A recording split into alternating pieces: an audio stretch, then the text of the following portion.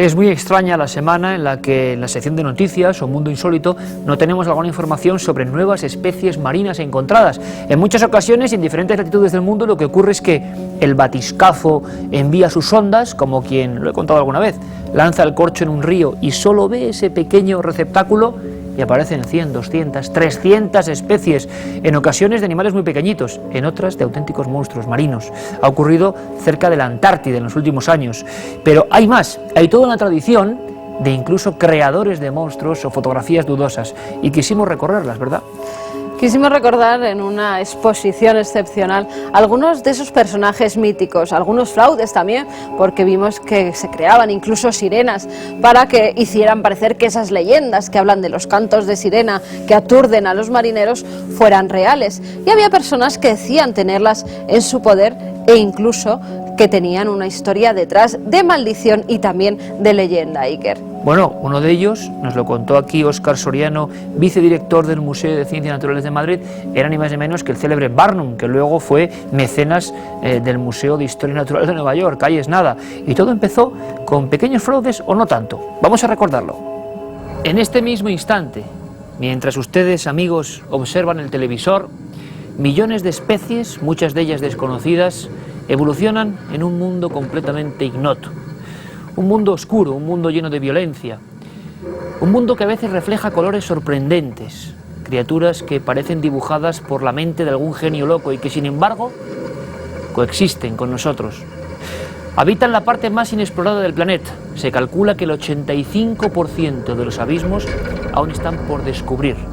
En ocasiones hemos sido como ese corcho que se arroja al río, una simple prospección en vertical, y a veces hemos encontrado en una sola inmersión hasta 700 criaturas de las que no se conocía absolutamente nada.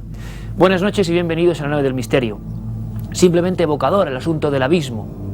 Conocemos la Tierra y conocemos desde luego el espacio sideral mucho mejor que las profundidades. En 1960 el batiscafo Trieste del doctor Picard descendió a más de 10.000 metros. Allí se encontró vida, criaturas asombrosas, figuras que le salían al paso como si fueran fantasmas de tiempos remotos. También, como ese doctor, muchos otros dedicaron su vida a investigar las profundidades. Y en capas mucho más altas o cercanas a la superficie, también hay sorpresas. Y de esas sorpresas y de esas imágenes quiero hablarles.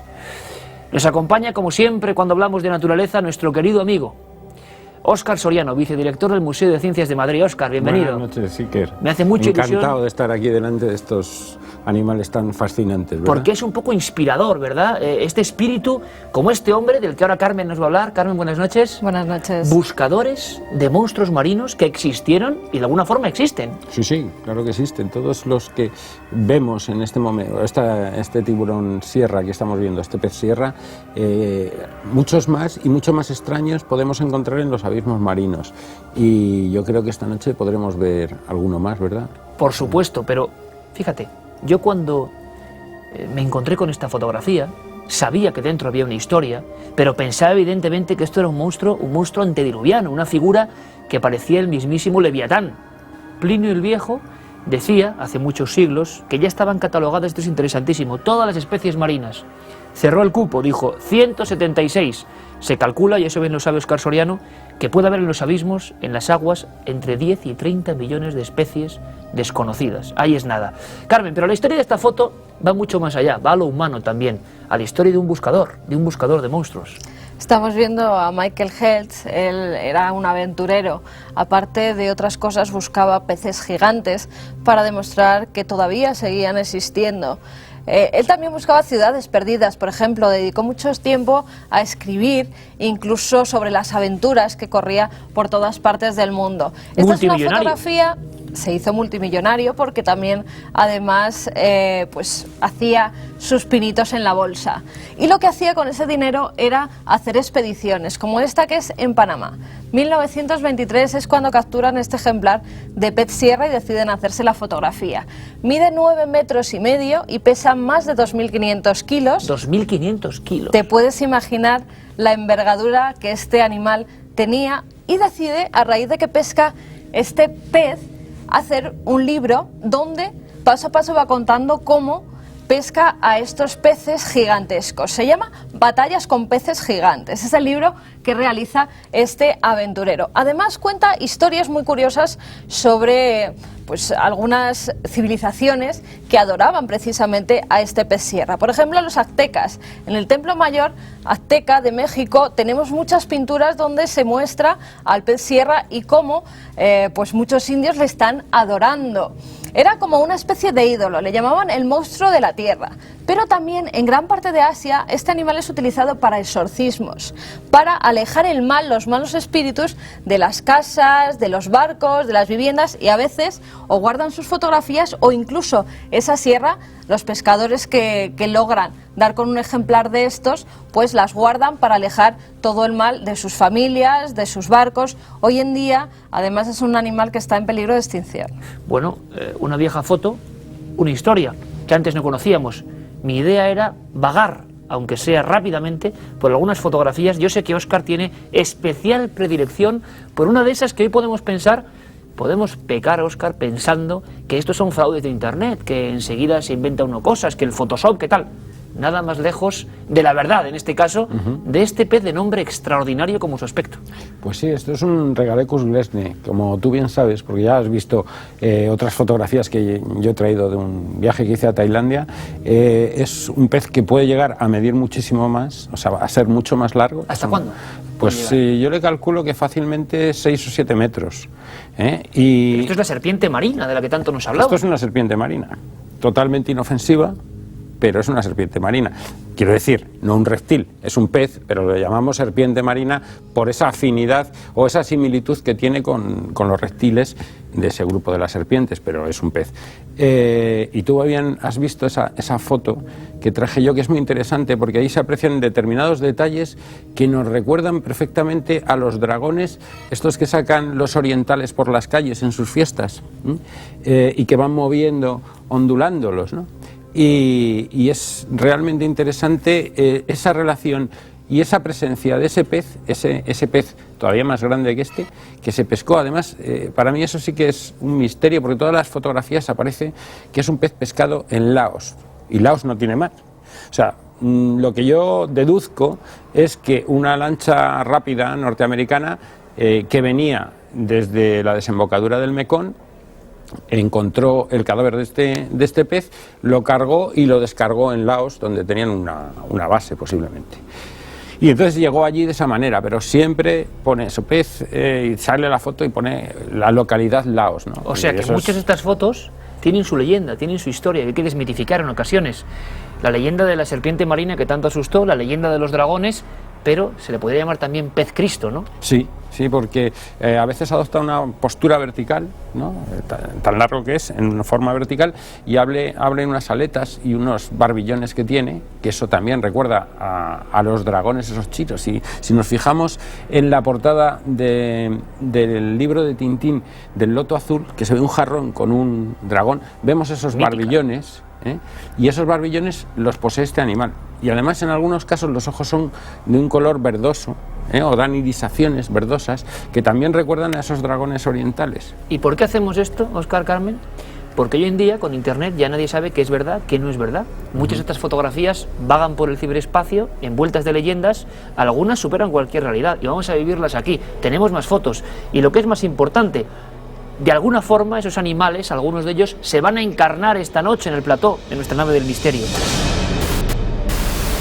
La vida con formas tan extrañas que hicieron conjeturar a los viejos marinos, que tenían miedo, por ejemplo, de atravesar el mar tenebroso, porque allí habitaban los monstruos como las sirenas, a veces con un halo romántico, que como al gran Ulises podían llamar y atraer con su cántico.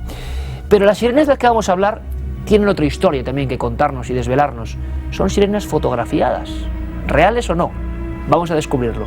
Carmen, Óscar, historias de sirenas existen muchísimas, algunas incluso llegan a España y sobre todo tenemos, hay que decirlo, habilidosas composiciones, ¿no?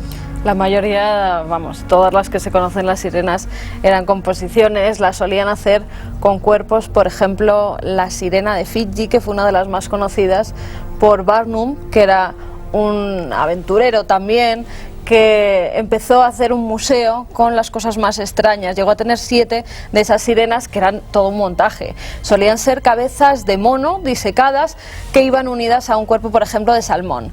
Esta que tenemos, la de las islas Fiji, decían que estaba capturada en esas aguas y todo lo contrario, eran totalmente mentira, pero sí que engañaron a muchísima gente de la época que iba a visitarlas. En España, Iker, decías, tenemos una que además es bastante desconocida, se llama el Dimoni de Sa Pobla. Está en Mallorca y, como vemos, también es una representación un tanto extraña, con cola de pescado, con una especie de brazos y también con una gran boca llena de dientes. No se sabe a ciencia cierta de dónde viene o incluso quién la tenía o quién la fabricó. Lo que sí se sabe es que pertenecía al padre de Joan Serra. Joan Serra es quien la lleva ya a este museo de Mallorca, pero no se sabe muy bien quién se la dio, porque en Sa Pobla había muchas historias, muchas leyendas y tradiciones que contaban que por las noches, sobre todo de luna llena, los pescadores oían extraños ruidos. En una de esas noches llegaron a capturar a ese Dimoni de Sa Pobla y se lo regalaron al que era el doctor Serra. Desde entonces es conservada en ese museo y bueno, en la zona es muy conocida, pero fuera de Mallorca la verdad es que es un personaje bastante extraño que hemos querido traer a este museo peculiar. Bueno, pues un motivo más para conocer los viejos y entrañables museos de nuestro país, el Dimoni de Sa Pobla. Y es que, Óscar, da la sensación de que en tiempos pasados el negocio de lo mitológico convertido en realidad fue muy próspero, ¿no? Pero es que es muy curioso y ha presentado Carmen a un personaje muy interesante, que es Phineas T. Barnum. Este señor era un empresario circense norteamericano que hizo mucho dinero y que es el fundador del Museo de Historia Natural de Nueva York. O sea, uno de los personajes, mismo personaje que hacía esto aportó con las sirenas, dinero para la creación de ese museo y en parte, la mayor parte de ese dinero, pues era este señor Phineas T. Barnum. Qué interesante. Y primero, ¿por qué las sirenas siempre nos han llamado tanto la atención? Porque han sido un personaje no solo mitológico, sino en el que muchas personas, marinos y demás, creen haber avistado. Tú eres un estudioso serio científico de los mitos de la criptozoología. Las sirenas están siempre ahí, desde el principio de los tiempos. Sí, sí. Y sobre todo se empieza a hablar, digamos, en el mundo occidental a partir de la descripción de estos animales, que son además llamados científicamente sirénidos, los dugongos y los manatíes, y que tienen una particularidad, son mamíferos y tienen mamas. Y entonces cuando los marineros capturaban un animal de estos, lo asociaban con una mujer con cola de pescado. Y de ahí viene la sirena, o la forma de sirena que nosotros conocemos, ¿no? Más vendida y que sale en todas las películas.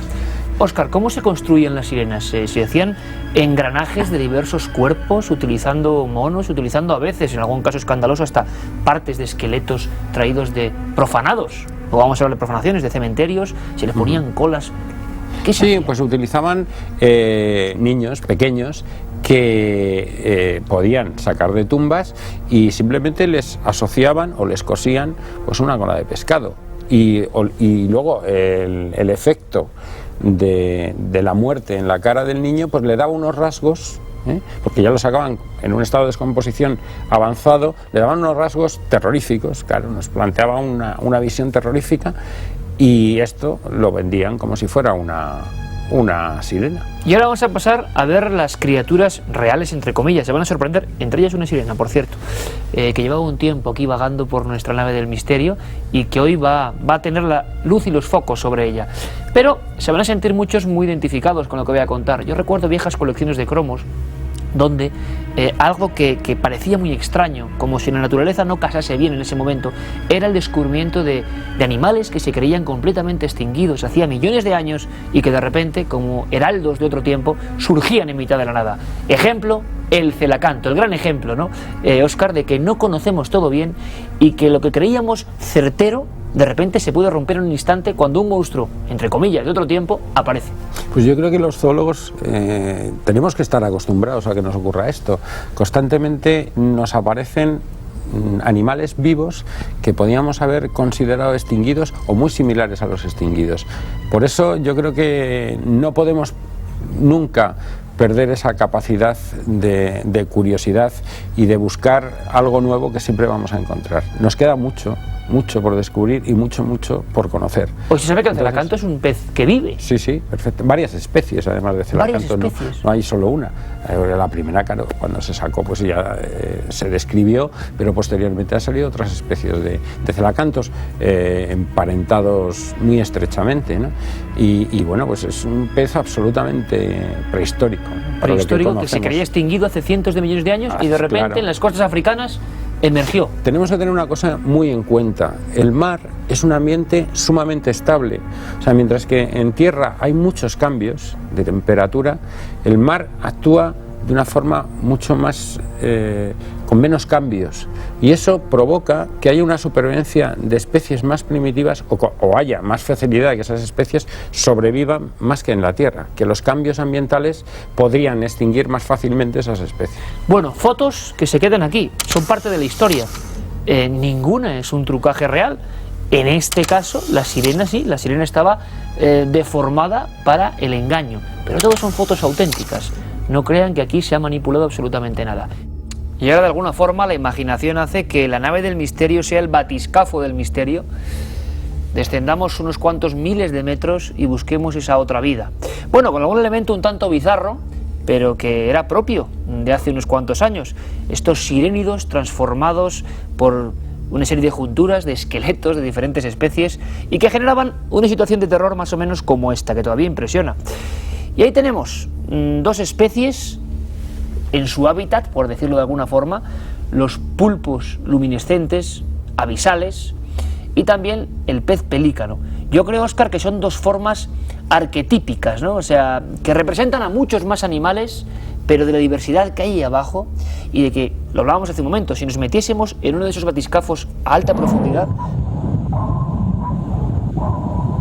podríamos ver con gran presión cómo se nos cruzaban bichos, entre comillas también, como estos, ¿no?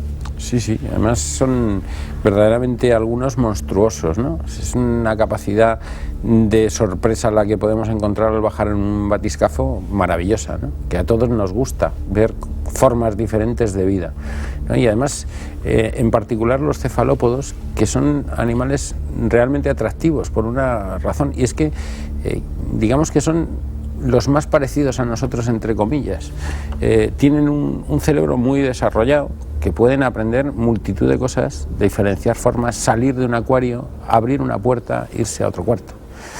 Desde cosas así, reconocer formas geométricas, y esto es por una razón, y es porque muchos cefalópodos tienen el ojo muy similar al nuestro, y estamos separados evolutivamente una barbaridad de años.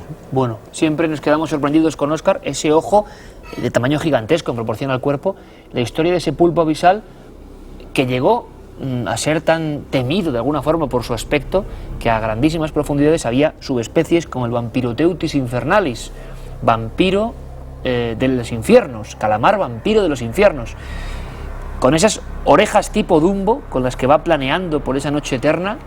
Él se gira cuando aparece una presa y se convierte en una especie de bola de pinchos, ¿no?, que vaga por la oscuridad. Es que me parece increíble, uno de los ejemplos. Bueno, los tres que aquí estamos hemos estado en un barco científico persiguiendo, de alguna forma, a parientes mucho más grandes, al calamar gigante, en las fosas de Carrandi. Bueno, y en esa otra urna o pecera, simulando el abismo, nos encontramos con una de esas figuras que yo creo que también son arquetípicas, ¿no? Bocas grandes, desproporcionadas, que nos dan un poco de miedo, cuerpos empertiformes, bueno, un monstruo, lo que en el antiguo medievo sería un monstruo, y que sin embargo existe, es real, y ahí está. Pues fíjate, algunos de estos monstruos de bocas enormes no son tan monstruos. Además, en esas profundidades hay muy poquito alimento, y mucho viene de arriba. Y es alimento en descomposición, materia orgánica en descomposición que cae de arriba, y utilizan esas bocas grandes para poder recoger mucha materia orgánica de ese alimento que les llega del cielo, ¿no? Óscar, una cosa que puede llamar mucho la atención en esa especie de constante negrura, ¿no?, es que muchos animales emiten luz, tienen una especie de luces adosadas, una especie de mezcla tecnológica y biológica sorprendente, ¿no?, de alguna forma. Pues sí, se puede utilizar de muchas maneras esa luz, por ejemplo, para un encuentro entre dos individuos del mismo sexo, ¿no?, por ejemplo, reconocerse entre la misma especie. Pero fijaros, también es curioso, si lo veis, que hay especies que tienen ojos. Si hay oscuridad, ¿por qué tienen ojos? Pues para poder alimentarse precisamente de esos animales que tienen luz. Ah, o sea, es una batalla, ¿no?, con bastante violencia, porque ahí puede ser devorado o devorar. En fin, un mundo tan inquietante como la cara del tiburón Mitsicurina, uno de los preferidos de nuestro querido amigo y compañero, el biólogo Fernando González Siches. Me enseñó esta foto por vez primera poco antes de embarcarnos en aquel viaje. Hay que decirlo, el tiburón duende, mucha gente puede pensar que es un montaje. No, es una especie no hace mucho descrita y que es verdaderamente sorprendente. Imaginemos siglo XVI, encontrarnos en el mar con un individuo de estos, ¿qué contaríamos, no? Hemos visto al demonio, hemos visto al leviatán, hemos visto al monstruo del Averno, ¿no? Claro, es que es el demonio. Son verdaderamente monstruosos y a veces esos animales tan monstruosos son verdaderamente inofensivos, ¿no? ¿En este caso también? No, en este caso es un tiburón y... Le voy a hacer una pregunta que no debería hacer, pero que se le hice en su día, se le hicimos a Óscar, con varios buenos amigos, Luis Laria, gente del Museo de Ciencias, del CEPESMA, a muchas millas. Digo, en España hay muchos tiburones, aunque no se sabe, pero hay muchos tiburones, incluso a veces pasan muy cerca de nuestras costas, los temidos tiburones blancos, llenos de mitos. Es verdad, ¿no? Sí, totalmente verdad. Además, a mí particularmente, ya lo hemos comentado algunas veces, los tiburones blancos me parecen, si los miramos fijamente a los ojos, los seres más fríos que existen. La mirada más fría del universo es la mirada del tiburón blanco. Ese ojo que no tiene absolutamente ningún sentimiento de candor, es la frialdad absoluta. Y sí, volviendo a lo que me preguntabas, en España hay un montón de especies, entre ellas tiburones blancos. Yo he visto en las amuras de los barcos mordiscos de tiburón blanco que se han sacado en palangres, pero también tenemos que estar tranquilos porque los tiburones son más agresivos o son agresivos con presas como nosotros en mares más cálidos. Realmente los ataques a tiburones se producen en mares mucho más cálidos que los nuestros. Me quedo un poco tranquilo. Pero la verdad es que, bueno, cuidado nos gusta. Con el cambio climático. Exactamente. Si se nos calientan los mares, podemos tenerlos. Bueno, el Mediterráneo en agosto tampoco es que sea muy frío. Tampoco es muy frío. Carmen, una historia que nos han preguntado muchísimo, hablando de mitos, y aquí tenemos uno de los grandes mitos. Antes Óscar comentaba algo al respecto. Revista que varias veces ha surgido aquí porque queremos hacer un homenaje casi arqueológico. Mundo Desconocido, número 3, ni más ni menos, agosto 1976. Foto del fraude de los hombres peces. El hombrecito de México dio la vuelta al mundo. La noticia, se empezó a hablar de una criatura extraña y a partir de ahí la presencia de los garadiábolos. Aquí los tienen. Una historia digna de ser contada, Carmen. Sí, además en los años 70 esa fotografía y otras muy parecidas tienen un gran impacto tanto visual como para la gente que estaba interesada por los misterios e incluso por los extraterrestres. En 1974, Alfredo García Garamendi dice que ha capturado un bicho semejante a este. Y no solamente eso, dice que estaba en unas cuevas submarinas de Puerto Rico, que él estaba haciendo submarinismo plácidamente y de repente se ve atacado por este extraño animal.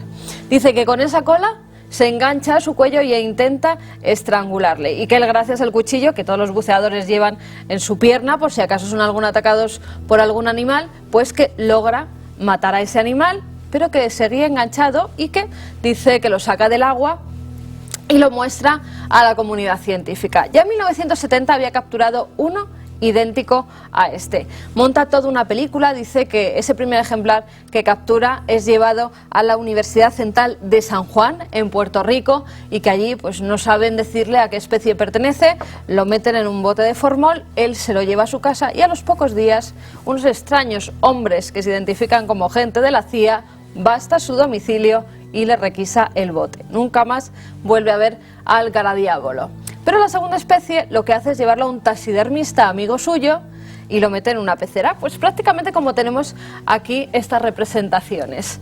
Y llama a la prensa para que vean el ejemplar que ha capturado y si alguien puede decirle a qué especie pertenece, pues mejor que mejor.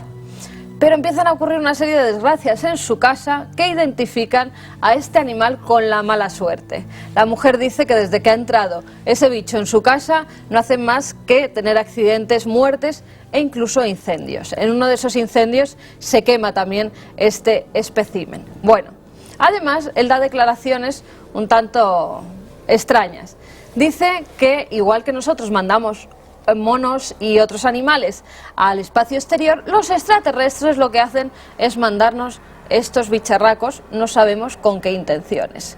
Todo esto, claro, se descubre el fraude y realmente lo que son rayas manta, esos animales que vemos preciosos, lo que pasa que recortados, e incluso tenían un precio. En los años 70, sobre todo en Indonesia, se llegaban a vender entre 500 y 1000 pesetas de la época. Lo que hacían era cortar el cuerpo, la cola, hacían como si fueran las piernas y esa cola, y luego las extremidades como si fueran unas alas o aletas. Podríamos terminar ahí, como ven, amigos de la nave del misterio, 1001 historias centradas en fotografías, en imágenes, que queríamos que viesen. Una de las más famosas la recogía el llorado Antonio Rivera, Los monstruos marinos, una obra, bueno, pues pionera en su especie en España, La serpiente de mar, de Le Serrec, un renacuajo sombrío de 24 metros de largo. Se publicó en un sinfín de libros como ejemplo de que la serpiente marina existe. Y Óscar Soriano, ¿qué es? Pues es un cardumen de peces. Ya sabéis que se mueven todos juntos y adquieren formas que nos pueden recordar en un momento dado pues a una serpiente o cualquier otra cosa. Y en este caso pues hubo la suerte de fotografiarlo con ese aspecto y dio lugar pues toda esta leyenda de esas serpientes marinas. Bueno, pues hemos disfrutado mucho vagando entre la leyenda y la realidad. A veces, lo vemos, las formas reales superan a cualquier trucaje. Espero que hayamos aprendido algo. Y desde luego, como siempre, ha sido un placer hacer esta investigación. Seguiremos hablando del abismo, de las profundidades más extremas, 5.000, 6.000, 7.000, 8.000 metros, y hay vida, y vida que realmente parece, bueno, lo es de alguna forma, extraterrestre. Óscar Soriano, vicedirector del Museo de Ciencias, como siempre, gracias por tu labor, gracias por esa labor en el museo y que aprendemos mucho contigo. Pues muchas gracias, Iker. Ya sabes que para mí siempre es un placer acompañaros.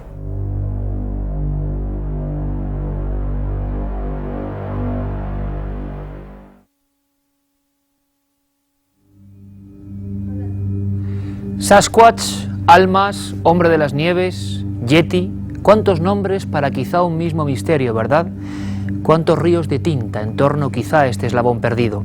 Déjenme que les cuente una mínima anécdota. El día que vino aquí el explorador Jesús Calleja, se encontró con esta figura de espaldas, este impresionante ser, y me lo confesó, le recorrió un calambrazo todo el espinazo, recordando el miedo que sintió porque él era uno de tantos que dice que lo vio, que estuvo frente a él de verdad. Tuvimos un debate impresionante, uno de los de más audiencia de la historia de Cuarto Milenio. ¿Quieren recordarlo? Aquí va nuestro dossier sobre el Yeti. Las montañas del Tíbet y Nepal son una tierra legendaria a la que han acudido exploradores y montañeros de todos los rincones del globo en busca de uno de los últimos rincones vírgenes del planeta que pueden reportar la emoción genuina de la aventura en estado puro. Allí, además de los lamas con poderes extraordinarios y las descomunales montañas semejantes a fortalezas de dioses antiguos, existe una leyenda de la que aún hoy se habla en voz baja, a medio camino entre el temor y la reverencia. Se trata del Yeti, el abominable hombre de las nieves.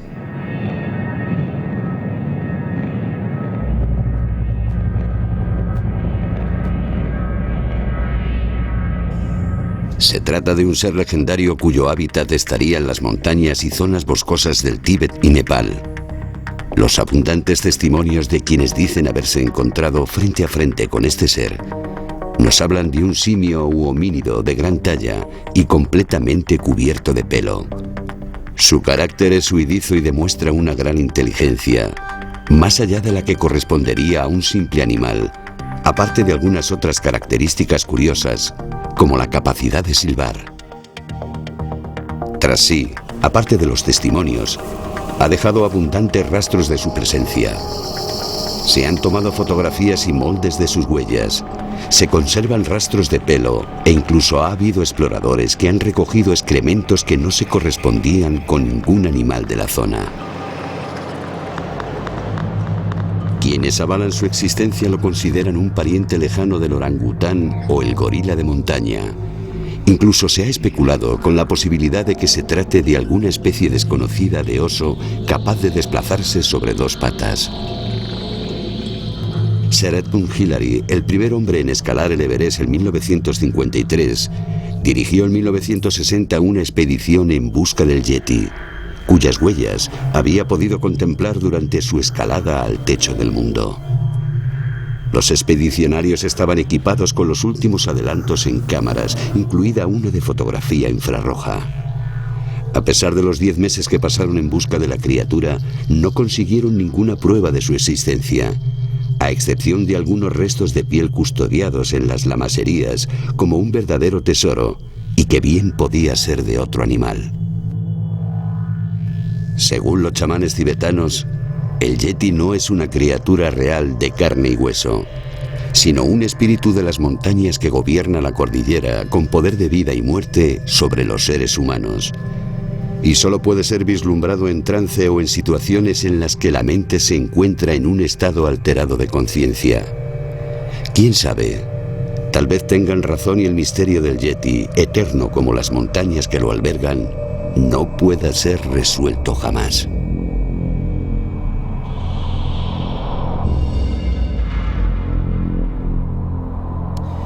He aquí una de las fotografías, quizá la más célebre, de las pisadas del supuesto Yeti, y una reproducción. Es más, esta fotografía que les mostraba, junto al pico, ese gran dedo, esas proporciones casi monstruosas, eran de Eric Shipton, que decía en un libro, estos son los primeros libros editados en nuestro país sobre el Yeti, textualmente, como conclusión, este explorador decía: personalmente, creemos que en las estribaciones montañosas más o menos elevadas de Asia Central existe un gran ser antropoide de una forma desconocida todavía para la ciencia. ¿Tendría razón? Han pasado 50 años y seguimos haciendo la misma pregunta.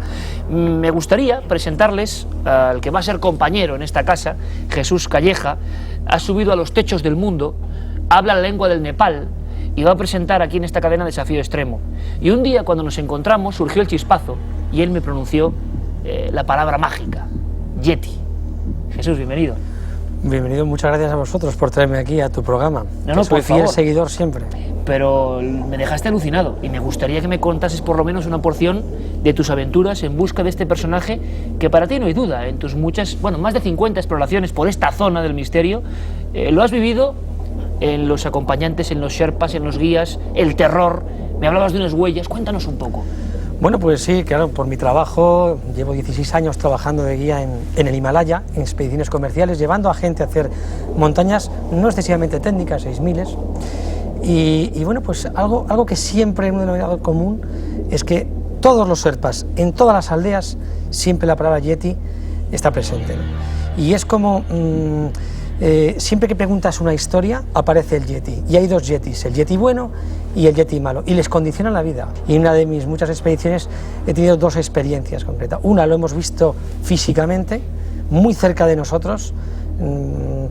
Fíjate que he tenido miedo hasta venir aquí a decirlo, porque quizá nuestro prestigio como alpinista, pues dices, es que voy a contar esto y luego Pero no tiene nada se van a reír de mí. Es la realidad. Pero es la realidad y es evidente y no la podemos obviar. Es decir, y además sé de otros alpinistas de renombre españoles muy famoso que han visto situaciones parecidas en lugares imposibles, y nosotros lo hemos visto y lo hemos fotografiado, ahí están las huellas, nuestra experiencia.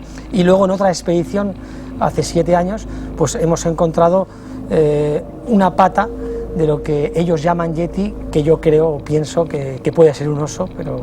¿Que la tienes ahí?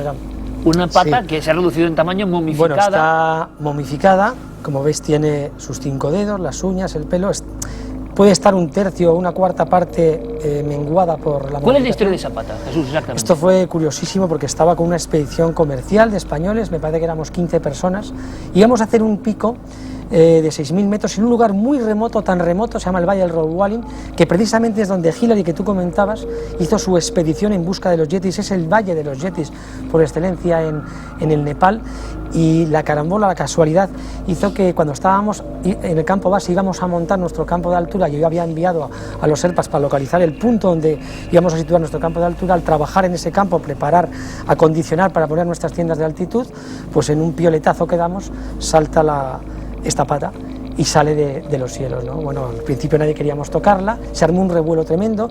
3 de los Sherpas que estaban allí se marcharon, se negaron a continuar, porque encima en este valle tienen esta mentalidad sobre los yetis. Eran de Bedin, se llamaba la aldea.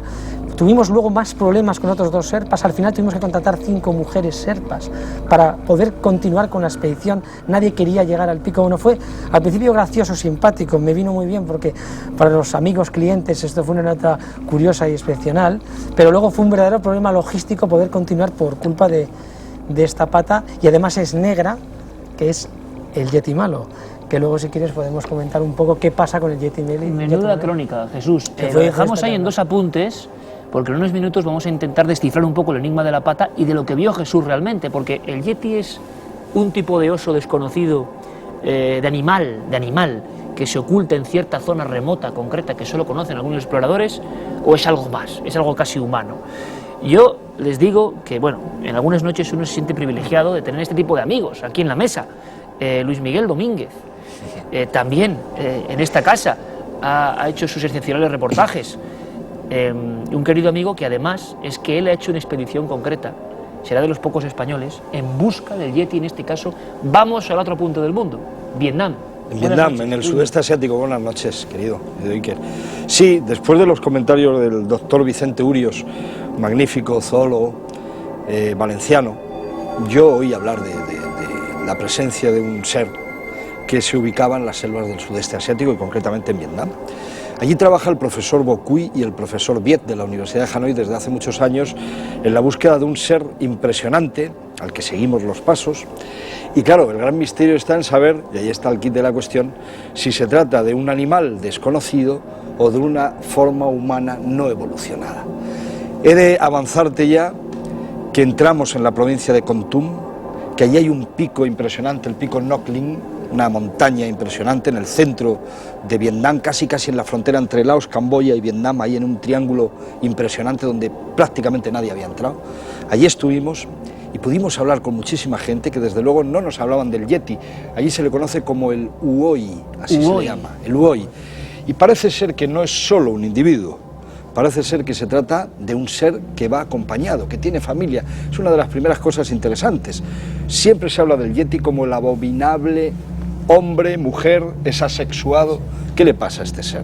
En el caso de Vietnam hablamos desde luego de un homínido, o al menos de un gran primate, que va en grupo, que tiene un pelo largo, que huele muy mal y al que llaman Uoi. En fin, ¿qué más decir? Quieren viajar, acaba de llegar del Congo. Creo que, bueno, todos los puntos cardinales del misterio de la zoología inexplorada, o de la antropología, quién sabe, están aquí representados. Otro querido amigo, hace muchos años además, que acaba de llegar además de uno de los puntos, bueno, peligrosos en el sentido de que nace el ébola y un sinfín de cosas ahí, buscando otro animal desconocido, el Mokele Membe, que será origen de otros programas. Hablaremos. Nuestro querido compañero Fernando González Sitges, bienvenido, amigo. Muchas gracias, encantado de estar. Me alegra mucho tenerte aquí, porque he estado, incluso lo sabes bien, preocupado, porque precisamente brotó una epidemia de ébola cuando estabais allí y no podíamos conectar con vosotros, y aquí está.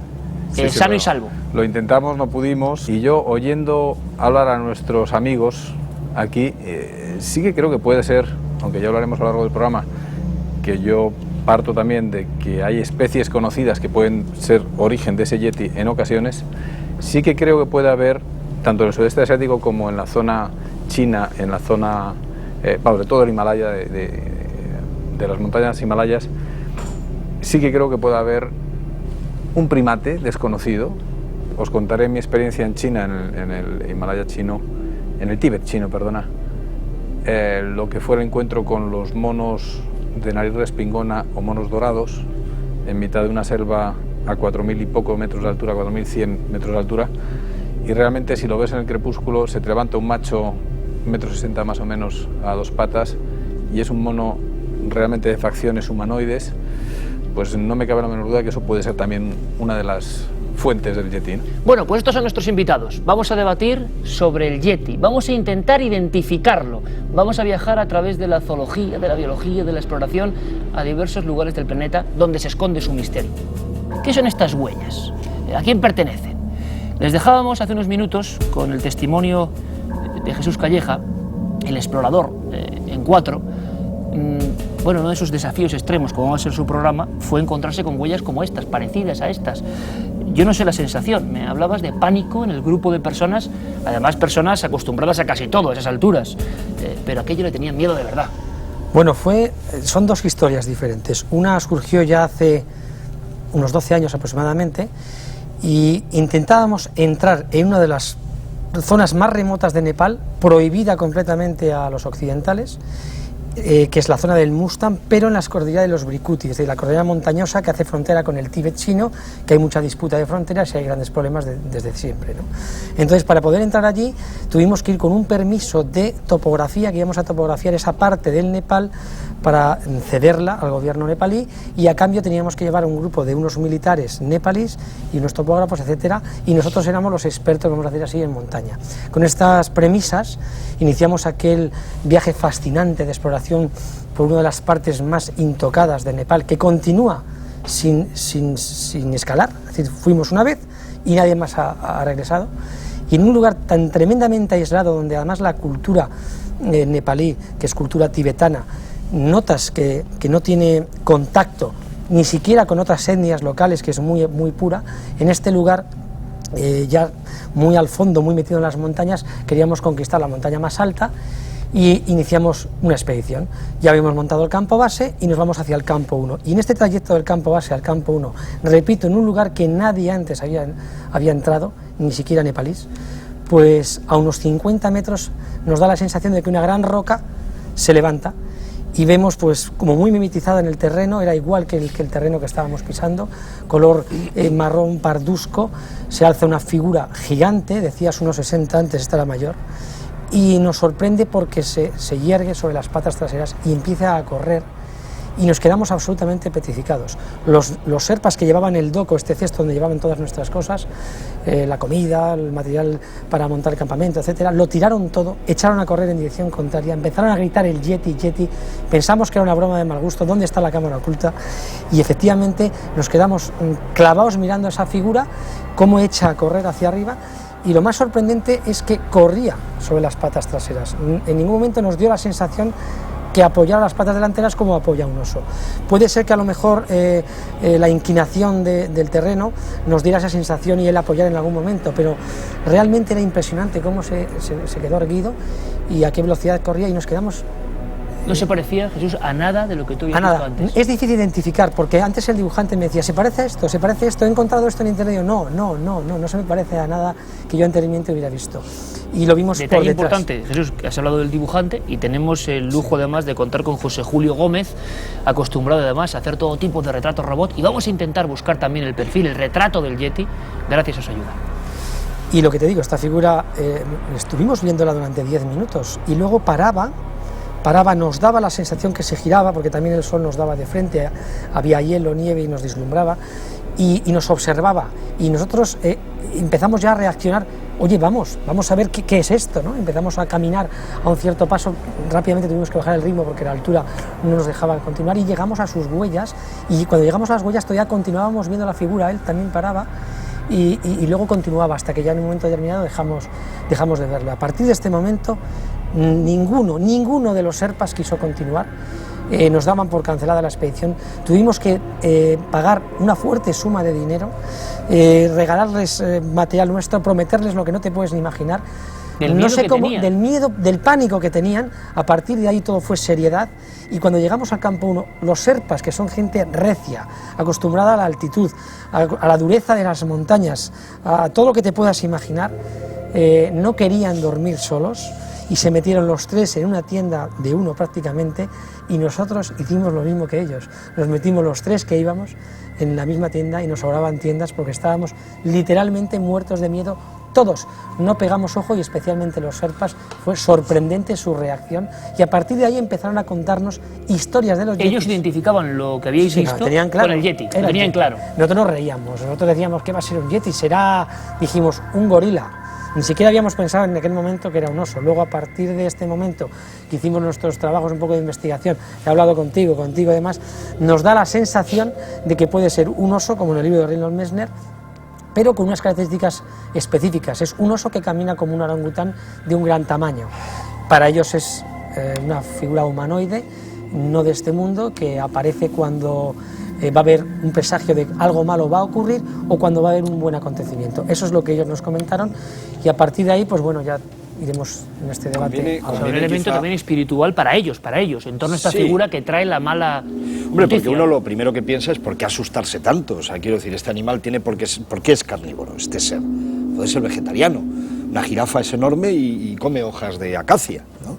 Es decir, que si a lo largo del tiempo se le ha tenido tanto miedo al yeti, es porque ha habido ataques, ha habido mordeduras. Si es humano o es un gran póngido, un gran mono, evidentemente va a precisar de unos elementos. Hay una cosa muy curiosa, Luismi, si me la permites, alta montaña no nos los aporta, ¿no? Pero es que hay una cosa también curiosa a nivel antropológico, que es que ellos creen en ese yeti y le han asignado ciertas características malignas o que le dan terror respecto a otros animales, ¿no? ¿Por qué? Ha mencionado Jesús una palabra de un célebre explorador, Messner, y Messner fotografió una serie de animales que para él son el yeti. Sí, ellos, en el libro que se llama Yeti, precisamente, que escribió, vienen algunas fotos que son bastante significativas, y curiosamente una de ellas además es una huella, una pata de un oso exactamente como la que tenemos encima de la mesa. Y él lo que sostiene cuando lees la novela es que... ¿Puedes mostrarla? Sí. A ver, ¿en qué cámara? Que ese tipo de osos... O sea, la huella, si le dais la vuelta, ahí la tenéis, es prácticamente un poco esta. Es un oso tibetano, un oso de los Himalaya, muy peludo, con un collar muy significativo. Yo de todas formas creo que esto efectivamente es parte de la leyenda del yeti, es una posibilidad. Lo que sí está claro es que este oso no anda a dos patas. O sea, si estás hablando, y tenemos un testigo presencial, y que además es un testigo totalmente ajeno a este mundo, te quiero decir que no, tú por inventártelo no ganarías nada y perderías. Muy pragmático, no me creo nada que no pueda tocar, soy como Santo Tomás, a dos patas. Y esto nos causó conmoción, aunque luego posteriormente casi puedo, no sé, asegurar que es una especie de oso. O sea, lo que está claro es que no hay un animal allí, si no hay nada que comer, eso por la lógica al final es la hay que mirar ese no hay que ser contexto solo biológico, ¿no? Exacto, si no Sin embargo, el valle del Rowalling, sí que el bosque está a horas, donde nos hemos encontrado esta pata. Y también el yeti en el Ladakh, que tengo buenos amigos, mi mejor amigo es ladakí, sabéis, el Ladakh es la parte norte de la India, frontera con Tíbet, con Pakistán, es Tíbet, simplemente separado por fronteras, pero es Tíbet, y allí también se encuentra lo que ellos llaman el landé, en la zona de Ladakh, justo del otro lado de la frontera en Pakistán lo llaman el easu. Correcto. Y también existe easu landé blanco, bueno, easu landé negro, malo. ¿Por qué?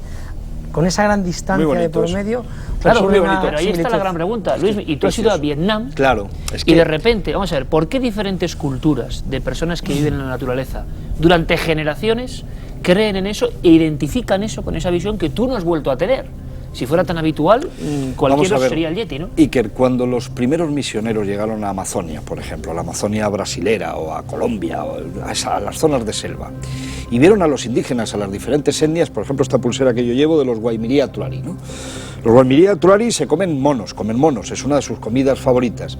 Cuando tú ves un mono en una cacerola, sin pelo, automáticamente piensas en un niño. Siempre los misioneros dijeron que si eran caníbales, que comían niños.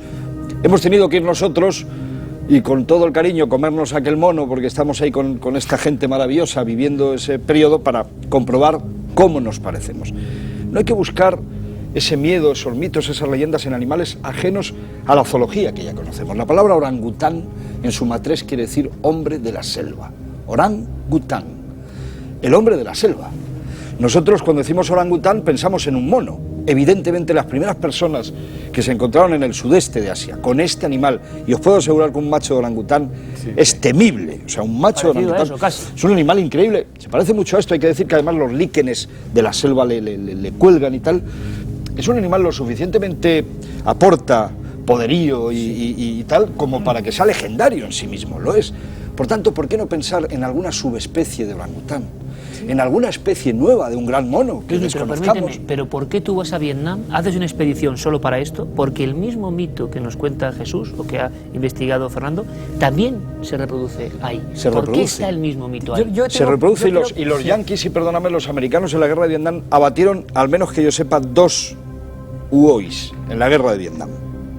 Este es un dato, Iker, que claro, da para avanzar. 2 yetis vietnamitas. Sí. No, las tropas americanas en la guerra del Vietnam mataron muchos amarillos, como ellos decían, que eran señores y señoras de Vietnam, pero también abatieron a 2 ejemplares de un gran primate, Gigantopithecus, también es una de las teorías, que de manera coetánea estamos habitando el Homo sapiens, nosotros, y el Gigantopithecus, que es una forma humana, el famoso eslabón perdido, para entendernos. Hay algunas teorías, algunos artículos muy interesantes, pero en todo caso las tropas americanas abatieron, parece ser, este es secreto de Estado, desde luego en Vietnam, a mí me costó casi la cárcel, bueno, de hecho estuvimos en Van Dom, en la cárcel, por entrevistar a periodistas vietnamitas y a gente que llevaba trabajando muchos años en esta materia, porque es secreto de Estado absolutamente. Sí, o sea, en Vietnam es secreto de Estado el tema del Huoi. El Yeti existe en Vietnam. Ahora, ¿el Yeti es un humano con pelo primitivo o es un nuevo mono diferente, primate que desconocemos? Hay mucha gente que tú le enseñas fotos de monos que la ciencia tiene catalogado, clasificado y perfectamente estudiado, estos mismos monos de nariz respingona, algunos tipos de langur, enseñas las fotos y te quedas impresionado o sea, la gente que no los conoce pensarían, les puedes decir que es el Yeti, entonces ya le dices, mira, hemos fotografiado al Yeti, y les parece como la gran noticia. Luego les dices que es un langur en vez del Yeti y se diluye la noticia. No sé por qué, porque es igual de interesante una especie nueva, la llames Yeti, la llames Orang Pendek o la llames langur. Y una pequeña cosa, hay fotografías de un hombre encerrado en una especie de gigantesco témpano de hielo que se expuso en diferentes lugares del mundo, se habló también de fraude. ¿Supiste alguna cosa más de esto? Al final son elementos que se acaban perdiendo y nadie sabe si hay pruebas reales. Están fotografías de un millonario norteamericano y parece ser que este es uno de los seres que proviene de Vietnam. Parece ser... Sí, parece ser que esta historia... Este animalito, o este ser humano extraño, fue paseado de feria en feria por Estados Unidos durante mucho tiempo, cayó en manos de un ricachón de Estados Unidos, no sé si de Michigan o de Arkansas o de algún sitio de estos, que se lo compró a alguien del ejército americano. Los helicópteros del ejército de los Estados Unidos sacaron 2 ejemplares abatidos a tiros, congelado totalmente. Sinceramente yo creo que claro, aquí... insisto en que, claro, la leyenda se repite, tú tienes una teoría que ahora nos vas a contar, pero es que el ser humano es así. Yo creo que el romanticismo que aporta esta historia es precioso, pero los que estamos en el mundo de la naturaleza sabemos que todavía no conocemos ni la mitad de la mitad de la mitad de la biodiversidad de este planeta maravilloso. Por lo tanto, el Huoi que tú perseguías con tus equipos en Vietnam, en tu opinión, ¿qué era? Existe sin duda alguna. ¿Qué es? Desde mi punto de vista, fíjate, hay registros fósiles de orangután en Vietnam, ya no quedan orangutanes allí, está ubicado en algunas zonas de Borneo y demás, en la zona continental, digamos, de lo que es el sudeste asiático no existen ya orangutanes, pero en Kon Tum y concretamente en las selvas de Ngoc Linh, que es donde se ubican todas las historias de este animalito, que es donde yo me metí, no cabe ninguna duda que pueden existir todavía poblaciones de orangutanes o de especies todavía más grandes, más enormes. La gente de allí habla de un pelo rojizo, a mí me hablaban siempre de un pelo rojo, muy similar a este ser que ha hecho nuestro buen amigo, el artista del programa, ¿no? Un animal así, insisto que iba en grupo, que ese es un dato distinto al que estamos oyendo hablar del Himalaya y demás, donde se acentúa la parte romántica. Cuando César Pérez de Tudela habla de los ojos tristes de ese ser, de alguna manera está hablando de él, del abominable hombre de las nieves. Perseguido y solitario. Yo estoy hablando de un grupo de animales. El denominador común de todo lo que nos ha pasado, lo que hemos oído, es que se localizan en lugares tan tremendamente aislados, de tan difícil acceso, tan complicados, que puede ser un hábitat natural para estas especies que todavía están evolucionando, sea lo que sea, llamémosle una especie de oso que camina como un gorila, un humanoide.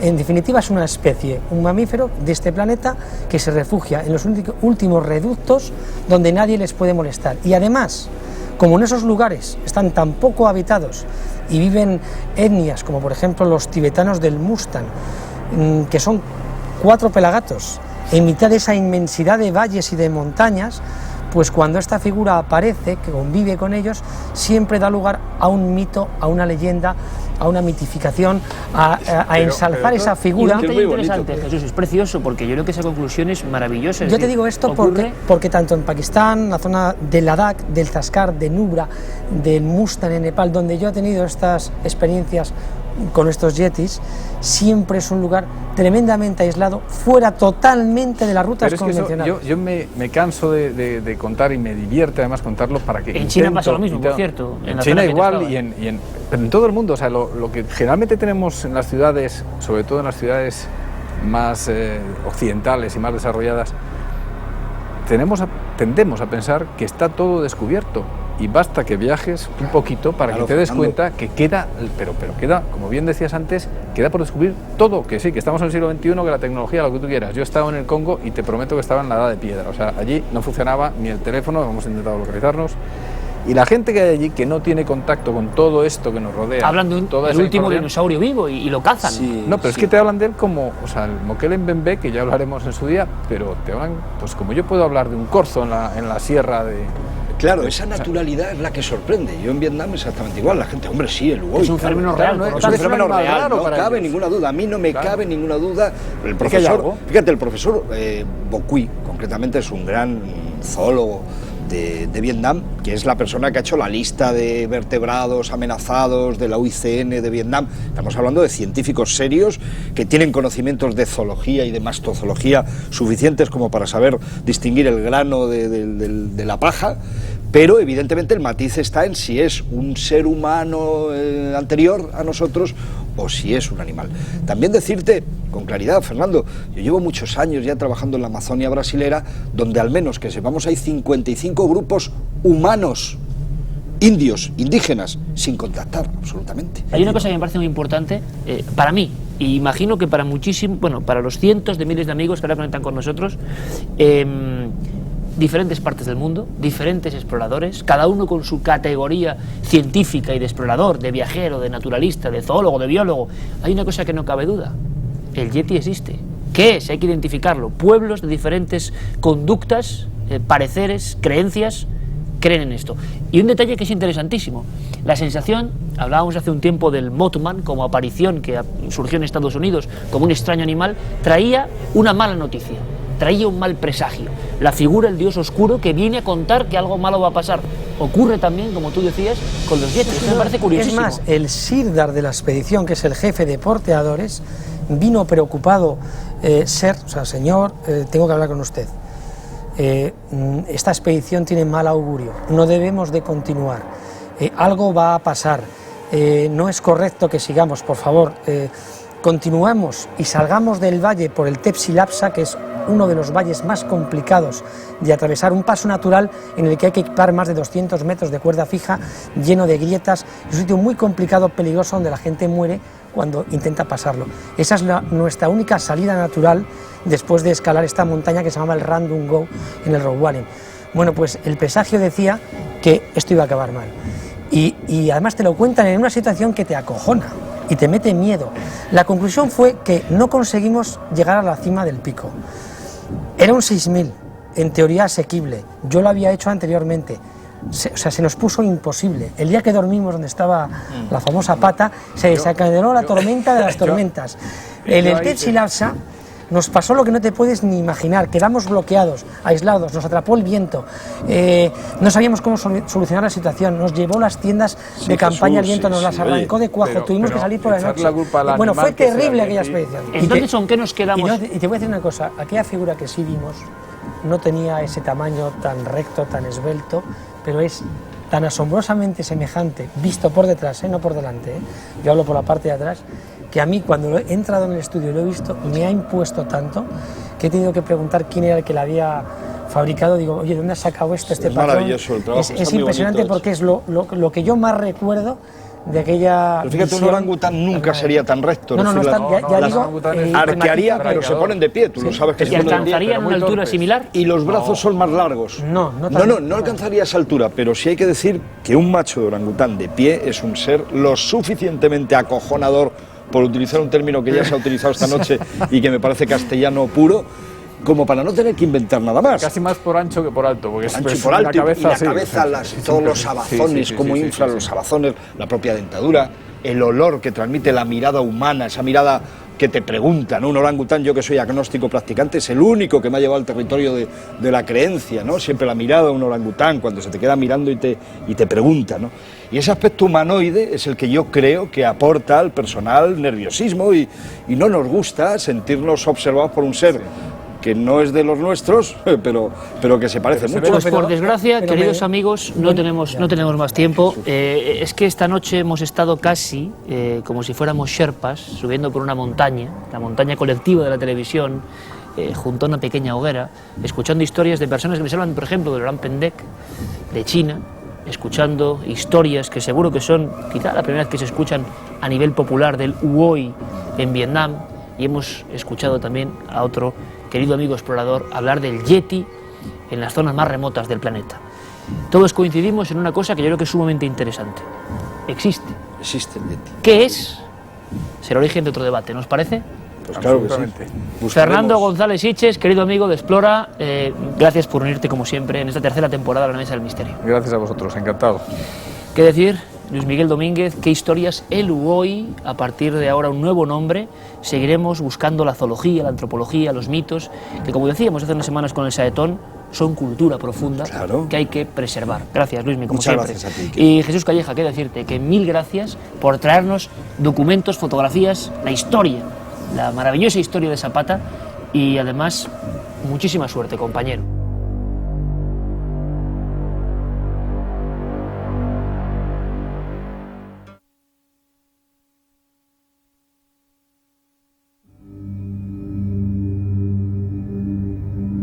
Hace unos 4000 años, las tablillas cuneiformes de la Biblioteca Magna del rey Asurbanipal mostraba ya la fascinación del ser humano por exponer a individuos extraños al público, por regodearse en el miedo, la morbosidad, quién sabe. Pero desde el principio de la historia esto ha sido así. Llegaron los sirénidos, criaturas híbridas entre humanos y peces, que han jalonado sucesos y misterios, y también museos de aspecto un poco lóbrego y dudosa credibilidad. En el siglo XX toda esa tendencia se acrecentó. Bueno, incluso en nuestro país no se libró de esa tendencia. Se contaba, por ejemplo, cómo en Córdoba, en 1966, se exponía un extraño feto en una caja por parte de unos muchachos que causó gran expectación en toda la ciudad. En Burgos, también, animales y hombres monstruosos recorrían los campos mostrando su deformidad. Pero el caso más raro, el que alcanzó incluso libros monográficos, que esto no es lo habitual, se produjo en Estados Unidos, una vez más. El hombre de Minnesota llenó portadas, llenó titulares, columnas de prensa, y al final se habló de un fraude, y otros siguen defendiendo que lo que estaba dentro del hielo era de verdad el eslabón perdido. Da la sensación de que nada de eso, pero el caso nos llamó tanto la atención que quisimos reconstruir, traer del túnel del tiempo esa figura y analizarlo con el naturalista Luis Miguel Domínguez. ¿Era un Huoi, hombre de las nieves vietnamita, lo que estaba dentro de ese bloque refrigerado? Vamos a revivirlo. De verdad que hay cosas interesantísimas para mirar con todo detalle.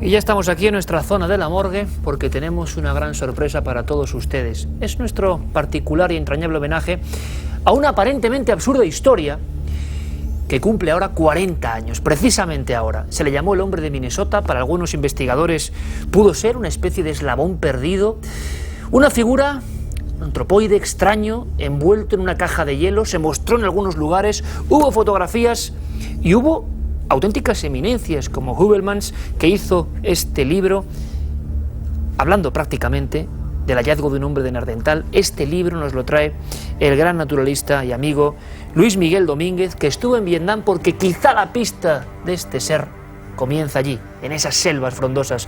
Luis Miguel, como siempre, bienvenido. ¿Qué tal? Buenas noches. Aquí tienes. Frías noches aquí con el hielo, no me atrevo ni a tocarlo.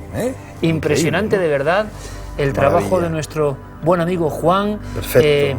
Bueno, aquí empieza una historia que parece leyenda, pero que muchos han dado como realidad. Y tú hace unos cuantos meses ya, hablando del Yeti, dejabas caer un nombre, casi una expresión de terror, Uoi. El Uoi, sí, efectivamente. Que podría ser. Claro, podría ser. Se trata de un gran primate, sin duda, como decíamos en aquel momento, hablando del Yeti, ¿verdad?, que había habitado las selvas de Kon Tum, de la comarca de esa región impresionante del interior de Vietnam, casi fronteriza con Laos y con Camboya, y que parece ser, según los datos que yo conseguí recolectar en aquellos tiempos de expedición para la serie Vietnam, Vida tras la muerte, había muerto alguno de estos ejemplares, había sido abatido en la guerra del Vietnam. Y un espabilado americano se dedicó, no sabemos cómo, ahora nos lo van a contar, este libro habla de eso también. Yo lo compré en un anticuario en Vietnam hace muchos años en Hanoi. Joya, ¿eh? Sí, una joya, muy bonito este libro, muy interesante. Alguien se hizo con uno de estos seres y lo paseó de feria en feria por Estados Unidos. Y ahí comienza la siguiente parte de la historia. 40 años, el hombre de Minnesota, el bautismo que se le dio. Ha aparecido Santiago Camacho. Buenas noches, compañero. Buenas noches, Iker. Una vez más, un sueño tuyo hecho realidad. Pues aquí un icono de los grandes misterios, infravalorado porque muchos dijeron que era un fraude, un muñeco. ¿Cierto o no, Santi? ¿Cuál es la historia concreta de este supuesto Uoi, o leyenda, o invención, dentro de una caja de hielo? Pues lo cierto es que hubo un muñeco, pero antes de él hubo muchas cosas.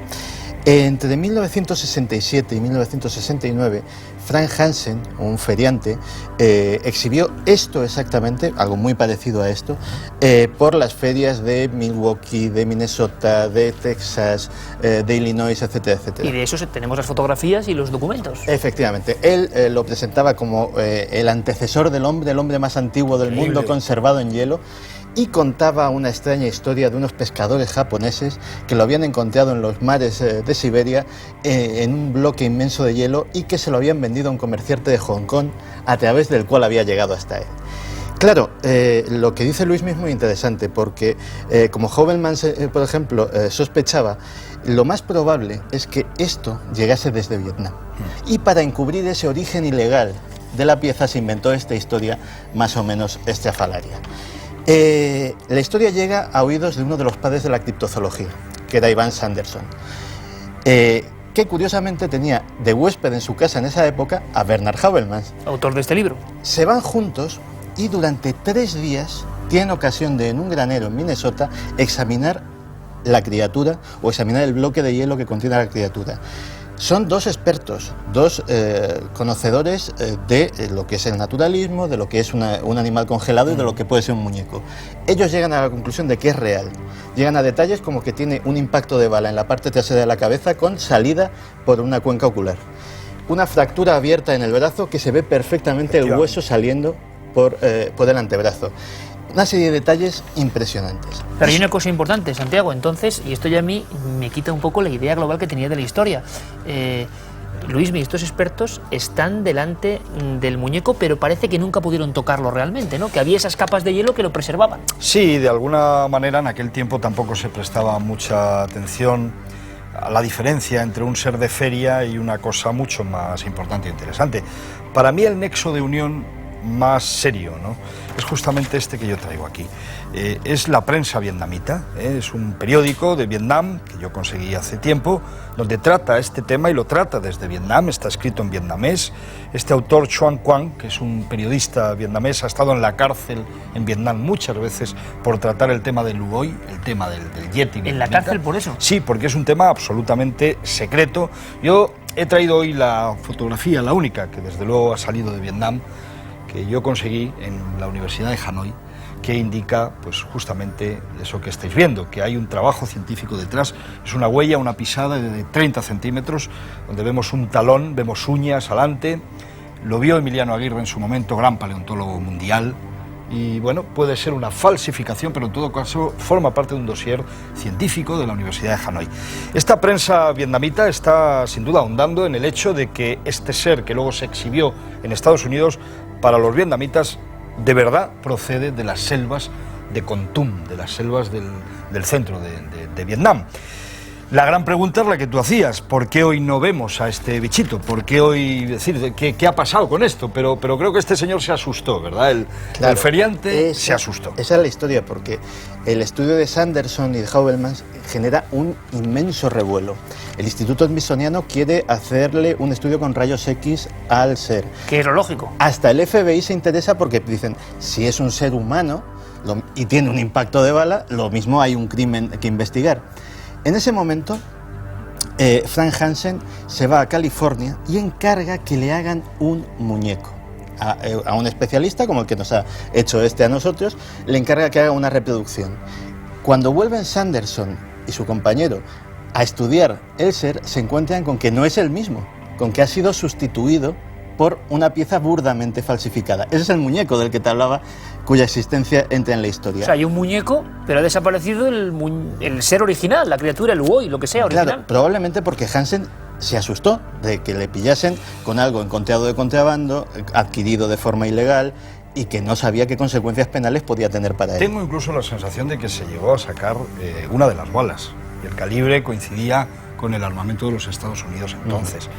Aquí no estamos debatiendo quizá si existe o no existe el Yeti, que más quisiéramos, ¿verdad?, que poderlo asegurar, aunque yo he dicho en este programa que creo en él. Me baso, entre otras cosas, bueno, esto es tremendo lo que traes en aquí. Un documento del gobierno chino. Sí, por supuesto, un documento del gobierno chino fechado en el año 95 y que habla con claridad de la ecología y de la distribución del Yeti. Es un documento escrito en mandarín.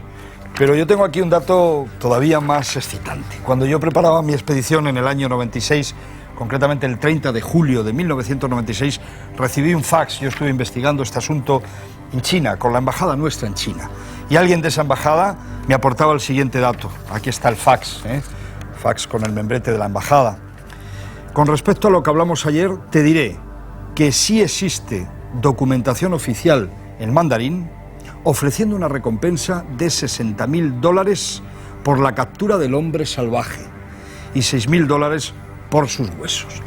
Este es un documento, bueno, esa es la realidad de que ese problema existe. Sí, no, se le da diferentes nombres en diferentes lugares del mundo, como ya vimos aquella vez en este programa, pero en el caso del hombre de Minnesota es la primera y única vez que se habla del Woi más allá del mundo indígena, más allá de las 64 etnias distintas que hay en Vietnam, de la población de Vietnam, y sale a otro lugar, en este caso el continente americano, a través de ese túnel oscuro, lúgubre, triste, que es el de la guerra, donde murieron muchos seres humanos y posiblemente, quién sabe, y eso es realmente impresionante, ¿no?, alguna de estas criaturas que yo sigo pensando que se trata de grandes primates, de póngidos, de orangutanes, de hombres de la selva, y no tanto de formas humanas no evolucionadas. Porque este individuo, Luismi, en cuanto a su tamaño, hacía pensar que podía ser un neandertal, pero ¿es realmente diferente o parecido a nosotros? Realmente se parece mucho a nosotros si nos centramos sobre todo en la interpretación que se hizo de lo que a través del hielo se veía. Este libro que tú mostrabas anteriormente tiene mucha documentación al respecto, cómo se pinta, cómo se dibuja. Sí, es una investigación extensísima. El rostro es muy humano, es mucho más humano que el de un orangután, por supuesto, cualquiera de los grandes gorilas, tanto el costero, el gorila de montaña o incluso el chimpancé. Es un rostro ciertamente el más humano de todos ellos. Eso a mí me da una sensación que claro, admitir ese rostro, esa faz, es admitirnos a nosotros mismos, más peludos o menos peludos, pero en todo caso estamos hablando de un Homo sapiens antiguo, del sudeste asiático. Y en fin, a mí se me pone el vello de punta, y no por el hielo, pensar en todo esto. Y que convive, de alguna forma, si esto es real, con nosotros en esas latitudes selváticas. Que es coetáneo, sin duda, al Homo sapiens, a nuestra especie, y este es un matiz que se ha dicho en algunos archipiélagos del sudeste asiático. Se ha hablado, y yo he leído cosas de gente muy seria, de la posibilidad de que el Gigantopithecus, que es una forma humana muy primitiva, estuviera, pues, ahí y estuviera coetáneamente compartiendo con nosotros el mundo y la existencia. Pero en fin, estos son datos que indudablemente todavía hay que estudiar y analizar, y siempre lo hemos dicho, la sola presencia de una nueva especie de orangutanes ya sería una maravilla. El primer equipo de documentalistas del mundo que grabe por primera vez a unos orangutanes que no sean la especie que ya conocemos, estarán dando en el clavo y estarán dando un vuelco al estudio de la zoología. ¿Qué decir de la criptozoología? ¿Qué decir de seres que pensábamos ya se habían extinguido, ¿no? Santiago, paradero de no el muñeco, sino el personaje real, el hombre de Minnesota. ¿Sabemos algo? ¿Cuándo se pierde la pista? Se pierde la pista en ese momento, justo cuando se llevan esta terrible decepción los que querían seguir estudiando. A partir de entonces, el hombre de Minnesota desaparece, incluso el muñeco, es decir, Hansen decide no volver a exhibirlo, hace algún que otro bolo que se dice en el ambiente artístico, supongo que porque andaría corto de fondos, pero realmente es el muñeco lo que aparece. A día de hoy Hansen ha fallecido, actualmente el único descendiente es un nieto que se sabe que puntualmente en ferias exhibe algo que presuntamente será el muñeco. Lo que queda por desvelar es qué hizo este hombre con la pieza original, fuera falsificada o fuera un ser de carne y hueso. Hay un detalle que nos indica que puede ser lo segundo. Si en algo coincidieron tanto Sanderson como Hovelman en ese estudio, es que en las partes donde el hielo era más delgado, el agua tenía un olor putrefacto, de putrefacción de carne. Eso indica que desde luego no era algo de látex, no era algo de silicona. Pues el hombre de Minnesota, sus 40 años que se cumplen ahora, nos han servido para conocer dos cosas. Primero, esta recreación maravillosa que están disfrutando, y segundo, documentos tan estremecedores como los que ha traído el naturalista Luis Miguel Domínguez de su expedición al Vietnam, multipremiado documental, por cierto, que demuestran que por encima de la desinformación y de las risitas o de las descalificaciones, el mundo del Yeti, el mundo del Uoi, sigue siendo considerado en documentos oficiales. Sin duda. Luis Miguel, gracias por traer estos documentos, de verdad. Gracias a vosotros por existir. Muchas gracias, amigo. Y nos quedaremos siguiendo las pistas del Uoi. Venga. Era lógico darle su merecido homenaje. Santiago, gracias.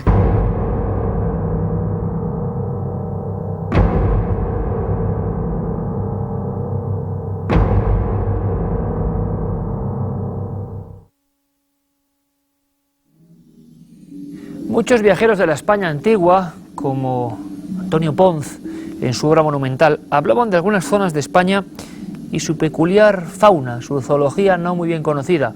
Había, hay que decirlo, animales que se movían en esos dos mundos, la sensación de que eran parte de un relato popular y que todavía la ciencia no los había catalogado correctamente. Un ejemplo clave es el lucero, que para muchos tiene su origen en un curiosísimo animal, el Lucius sanguinus, pero que parecía transformado en su agresividad. Hablaban de la serpiente de cristal, serpiente lucera, que se podía clavar, que podía astillar y lanzar una especie de dardo, y poco a poco esa leyenda que nace en las estribaciones de Salamanca y Extremadura va bajando hacia el sur de España y se convierte en algo muy parecido con otro nombre, el saetón. Pero es que del saetón, una especie de reptil ponzoñoso, venenoso, capaz de matar personas, ganado, de forma inmisericordia, se ha contado tanto. Bueno, tan es así que estuvimos en algunos lugares de la Sierra Morena y encontramos personas del campo acostumbradas a trasegar por esos andurriales y a conocer perfectamente cada animal. Y decían que existe, que no es ninguna leyenda. Y así empezó el debate. Vamos a conocer primero la historia de este enigmático saetón. En la Sierra Morena los campesinos hablan desde hace décadas de un extraño reptil al que desde tiempos remotos llaman saetón. La ciencia niega su presencia al no tenerlo catalogado, pero la leyenda y la transmisión oral aseguran que los que se han encontrado con él saben que su veneno es mortal, que parece volar o dar saltos a grandes distancias y que incluso sería capaz de hipnotizar a sus pobres víctimas.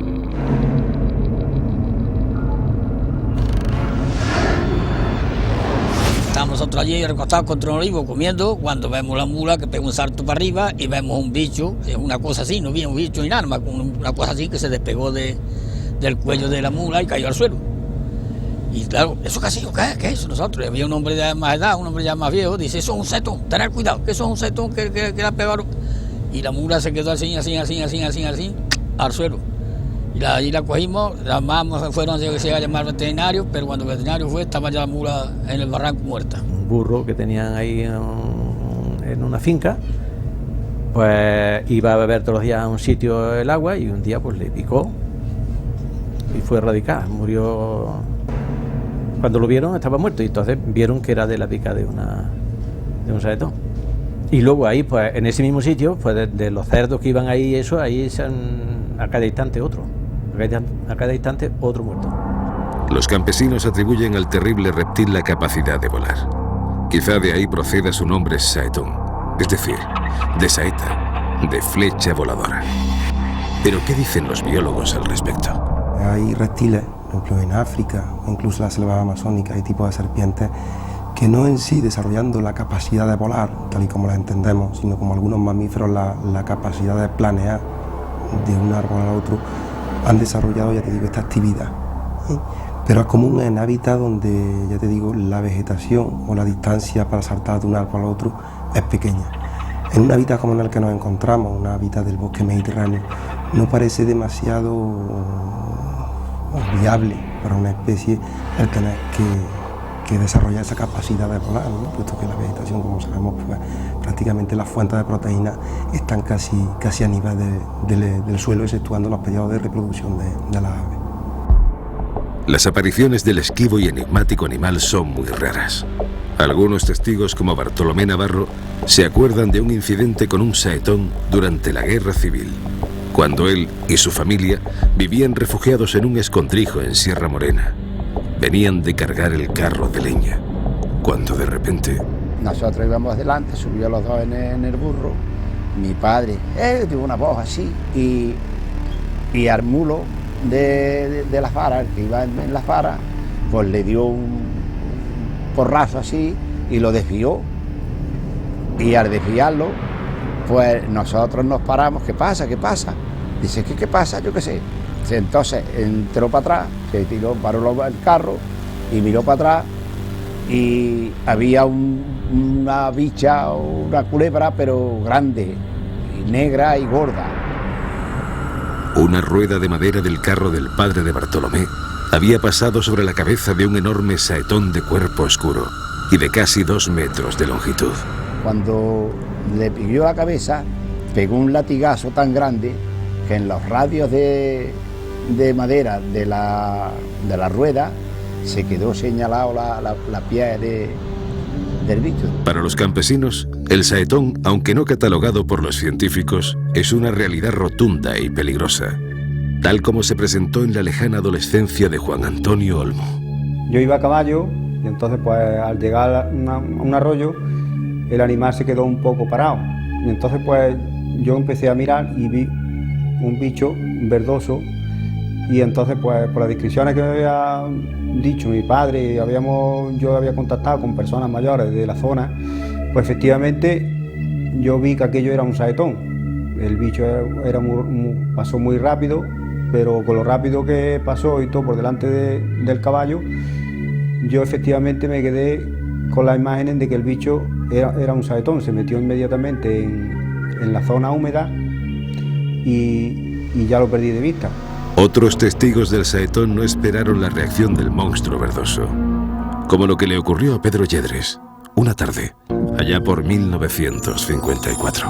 Iba yo con mi cuñado y claro, iba ahí delante de mí, veo yo el bicho, así en un ladrillo y veo yo el bicho frente.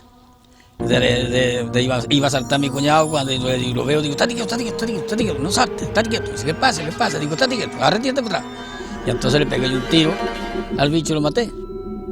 Aunque no aparezca en los manuales de zoología descrito como tal, el saetón parece resistirse a darse a conocer a los científicos en los riscos andaluces. Sus ataques, a veces mortales, son una prueba de que existe un animal tan grande y venenoso como las peores víboras u otras serpientes de España. Y tras su rastro, comenzamos nuestro peregrinar por Sierra Morena.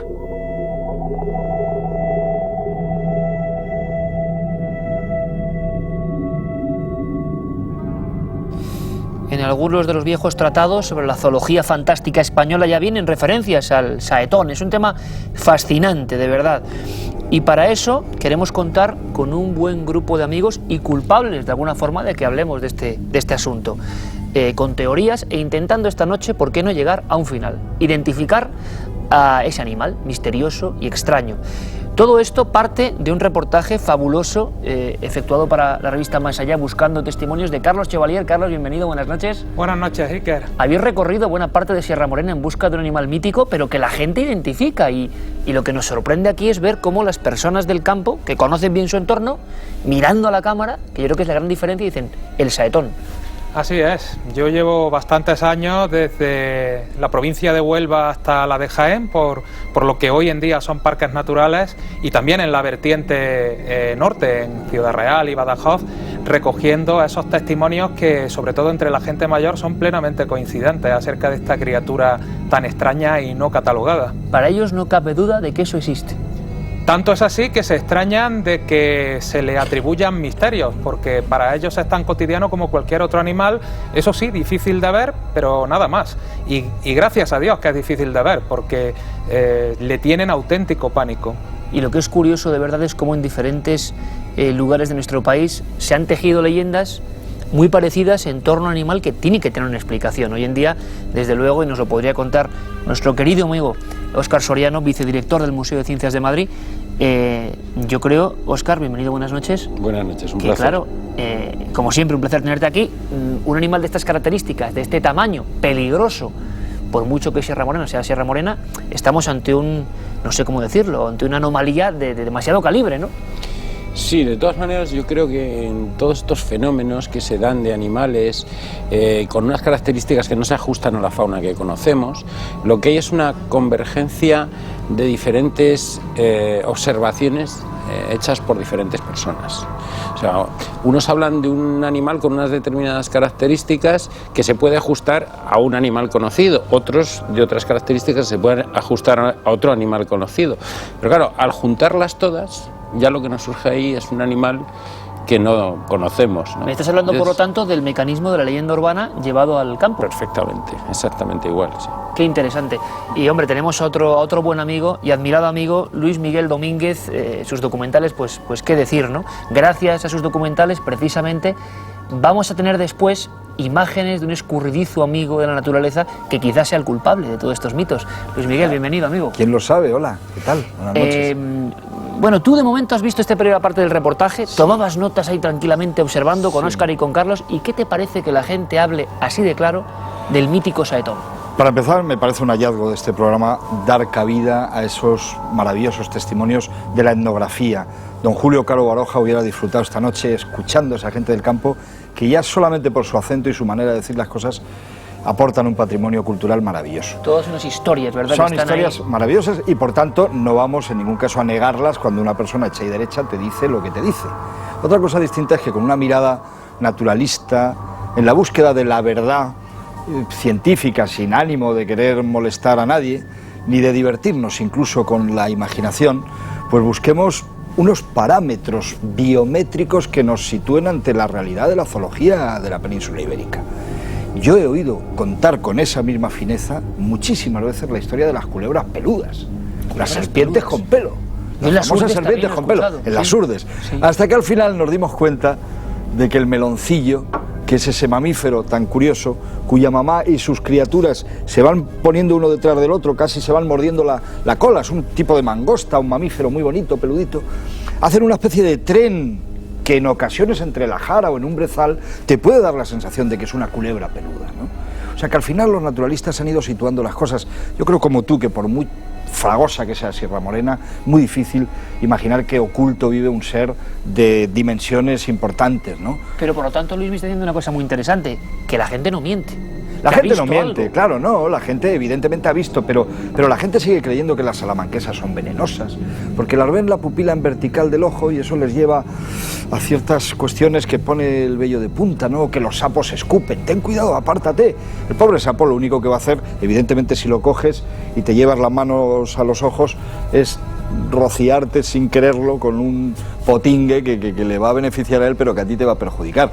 Pero evidentemente En el campo hay leyenda urbana o leyenda rural, pero de luego existe también la leyenda, y es muy interesante esta noche y vamos a disfrutar, Luis, vamos a disfrutar porque has hablado de la pupila, ¿no?, en vertical. Claro. Y cuidado porque a muchos animales con pupila en vertical se les agrega además la capacidad desde tiempos inmemoriales de hipnotizar, que es otra de las historias que el saetón...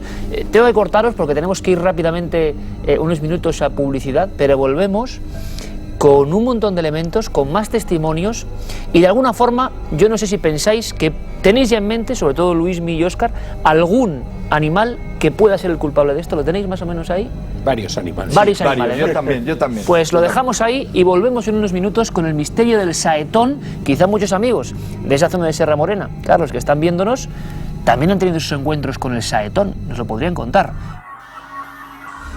Aquí, se lo confieso, queridos amigos, ha sido imposible evitar que el debate continúe de alguna forma esta noche, y también nos gustaría que ustedes, bueno, pues hiciesen memoria, porque seguro quizá que en otras generaciones, sobre todo de esa zona de Sierra Morena, haya testimonios de la presencia del saetón. Hablamos de quizá la última bestia mítica española, pero es curioso, todo lo que tiene que ver con lo serpentiforme está como muy imbricado en la memoria, en el cerebro primitivo.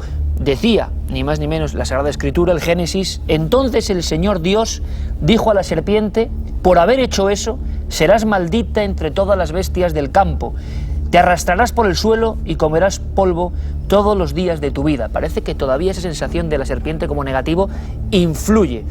Nos encontramos debatiendo con amigos y especialistas de excepción, y sí me gustaría hacer un pequeño apunte. Óscar, además tú y yo hablamos en la radio de esto. Esto es verdad, esto no es ficción, no es Alien. Un descubrimiento que ha dado la vuelta al mundo, científico, en las costas de Estados Unidos. Una morena con doble mandíbula, con doble boca, atrapa con su boca, con la primera mandíbula, y luego una especie de pequeña boca móvil empieza a bueno, pues morder y deglutir a la presa. Claro, esto es Alien, puro y duro, y se descubre ahora. La pregunta es, ¿cómo es posible que se descubran estas cosas? Si se descubre esto, ¿por qué no va a haber un saetón? Bueno, ya hemos hablado tú y yo muchas veces de esto. En la actualidad hay aproximadamente descritas, no llega al 1,5 millones de especies. Pues fíjate que los menos optimistas hablan de 8 millones de especies. Entonces nos quedan 6 millones y medio. 6 millones y medio. Ya digo, como muy poco optimista. O sea que poco a poco, estudiando en fauna marina, fauna de selvas tropicales, ahí nos queda un capital enorme. Y cuando hablo de capital no solo lo digo por el conocimiento humano de ese capital, sino un capital económico. Y esto me gusta siempre recalcarlo, porque todos esos animales nos aportan, y esas plantas nos aportan unas nuevas moléculas que podemos utilizar de 1000 formas y que nos dan 1000 soluciones, desde nuevos antibióticos, nuevos antivíricos, antifúngicos, en fin, una cantidad de nuevos valores que se añaden a esa biodiversidad, que si los perdemos, estamos incluso perdiendo parte de nuestra vida. Pero a mí siempre me sorprende, Óscar, escucharte, porque tú eres científico de verdad, vicedirector del Museo de Ciencias Naturales de Madrid, y luego hablas con algunos que se dicen científicos y te dicen poco menos que todo está descubierto y que todo es imposible. Luismi, esto desde luego es sorprendente, la morena. ¿Por qué el ser humano tiene miedo? Hablo a nivel general, menos los que conocéis la historia y los animales que no les tenéis miedo, pero en general, ¿por qué está ese arquetipo de serpiente como algo malo siempre ahí y se vive en España así? Es muy interesante. Si estuviéramos en México no se viviría así. Como también es verdad que hay un murciélago en la Señera Valenciana, ¿eh? O sea, quiero decir que en México la serpiente es un animal maravillosamente aceptado por todo el mundo, y en fin, ya sabemos lo que es una serpiente venenosa de otra, pero un animal que no provoca tanto como aquí. Se ha estudiado en primates, en chimpancés, el miedo que le tienen realmente a los ofidios, y se ha comprobado que ciertamente le tienen un repelús absolutamente... Compartimos ese miedo. Compartimos ese miedo. Ese miedo tiene que ver con la horizontalidad, con un tipo de movimiento. Nosotros en verticalidad hay un ser que se mueve hacia nosotros a través del suelo. Desde luego los chimpancés, esto se ha hecho trabajos muy, muy serios en ese sentido, les afecta sobremanera. O sea que no es tan solo una cuestión cultural, algo hay por ahí. Pero claro, de ahí a decir que estos animales, que por otra parte son beneficiosos, desde luego en nuestro campo no tenemos que tener ningún problema. Tenemos, unos autores dicen que 3 especies y otros que 4 de víboras, si no me equivoco, en España, ¿no? Está la seoane, en fin, ese lío, ¿no?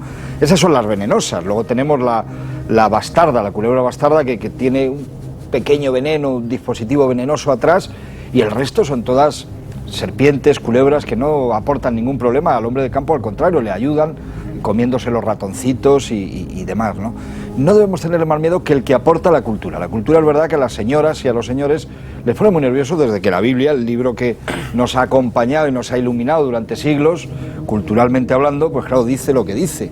Es un ser que parece mucho más malo de lo que es. Has mencionado culebra bastarda, víbora, están saliendo nombres, serán ellos los protagonistas de la historia del saetón. Luego nuestro compañero Oscar Dorian ha hecho ahí una especie de reproducción, luego lo comentamos, sobre todo fíjense en el brillo, algunos hablan de lución, eslizón, eslabón, nombres que luego se van superponiendo. Vamos de nuevo a Sierra Morena, Carlos, si te parece, y vemos estos otros testimonios, a ver si salimos de dudas, y luego les prometo que vamos a intentar llegar al final e identificar a este animal. ¿Os parece? Venga, vamos allá. El equipo de Cuarto Milenio rastreó Sierra Morena en compañía del biólogo Juan Relaño y del investigador Carlos Chevalier, localizando a varios testigos fehacientes de la existencia de la legendaria criatura. Más allá de las descripciones de su ferocidad y carácter ponzoñoso, los labriegos suelen hablar del poder del saetón, o de la bicha, como muchos lo conocen, de hipnotizar a sus víctimas. Una prueba de folclore vivo que se repite desde hace siglos. La capacidad hipnótica se le atribuye muchas veces a los animales que tienen pupila vertical. Normalmente los animales con hábitos nocturnos o crepusculares suelen tener la pupila vertical. Cuando hablamos de mamíferos, por ejemplo, como las jinetas, algunos anfibios, incluso la víbora o sicuda, que es la víbora que existe por aquí, la Vipera latati, tiene la pupila vertical. O sea, la visión de un animal con la pupila vertical siempre, desde el punto de vista del ojo humano, da como una especie de mirada hipnótica o fija. Quizá haya sido con esa presunta capacidad hipnótica con la que un saetón mató al perro de Benito Valverde, cuando este era aún un niño. Estábamos 3 chavales jugando en el campo, era donde estábamos nosotros entonces, y entonces teníamos un cachorrito, estaba jugando allí con nosotros, y en un momento, pues, que lo mismo que le pasó al cachorro no podía pasar a nosotros, ¿no? Pero el animal allí jugando, pues, se acercó al saetón y le picó. Entonces lo sentimos chillar, y pegó unos cuantos de saltos y duró lo justo. Si duró un minuto fue todo lo más. Y entonces nos acercamos y lo vimos que estaba enroscada en la pisada antigua de una vaca. Estaba enroscada así entre el pasto, y entonces nosotros pues nos fuimos asustados del todo, nos fuimos y la dejamos allí, no se desenroscó ni nada. Más afortunada fue la perra de caza de un amigo de Benito. Llegó a la fuente al bebé y le picó, se le colgó en la oreja, le pegó el picotazo en la oreja, y entonces el otro que la vio picarle, pues inmediatamente cuando la soltó le pegó un tiro y la mató a la culebra, la mató. Pero la perra, cuando miró a la perra, tenía la cabeza gordísima, entonces cogió una lesna que llevaba, una lesna, eso que se usaba para coser material, para los zapatos y para esas cosas que se usaba entonces la llevaban siempre para si le picaba una víbora o alguna cosa, y entonces se lió a pincharle por toda la cabeza, y empezó a expulsar veneno y la pudo salvar. Los cazadores y campesinos que atravesaban la Sierra Morena, hasta no hace muchos años, siempre iban precavidos contra el saetón. Lo normal que se llevaba antes, pues se llevaba en el morral, se llevaba un cuerno de venado afilado, y entonces pues se cogía el animal, se tendía en el suelo, y en la parte por debajo de aquí en la papá, pues se le metía, empezaba a pinchársele con ese cuerno de venado afilado que llevaba, para que soltara el líquido. La bicha o el saetón tiene, según los testigos, un hábitat en zonas más húmedas, cerca de fuentes y arroyos, entre los juncos, carrizos y poleos. Su color verdoso es mimético para confundirse con la vegetación. Quizá por eso, el entonces niño Marco Olmo Marto no vio el peligro que le acechaba. Olmo Marto sobrevivió, pero no quizá algunos de los cristianos que intentaron la reconquista del territorio ocupado por los árabes en la época del califato. ¿Existirán todavía saetones? Pedro Lleres asegura que vio el último hace ya 4 años, en la localidad de Las Prensas, en Villa del Río. Escuchando su sincero testimonio, nosotros nos preguntamos si estará el saetón ya extinguido, o casi extinguido. si será una de las muchas especies de ofidios o lagartos sin patas mitificada por su agresividad, o se tratará de un fósil viviente o una mutación de las víboras, siempre tan temidas por el hombre. Quizás esta noche podamos responder algunas de estas preguntas, con el fin de despejar el tupido velo que desde hace siglos rodea el último animal mítico de nuestro país, el saetón.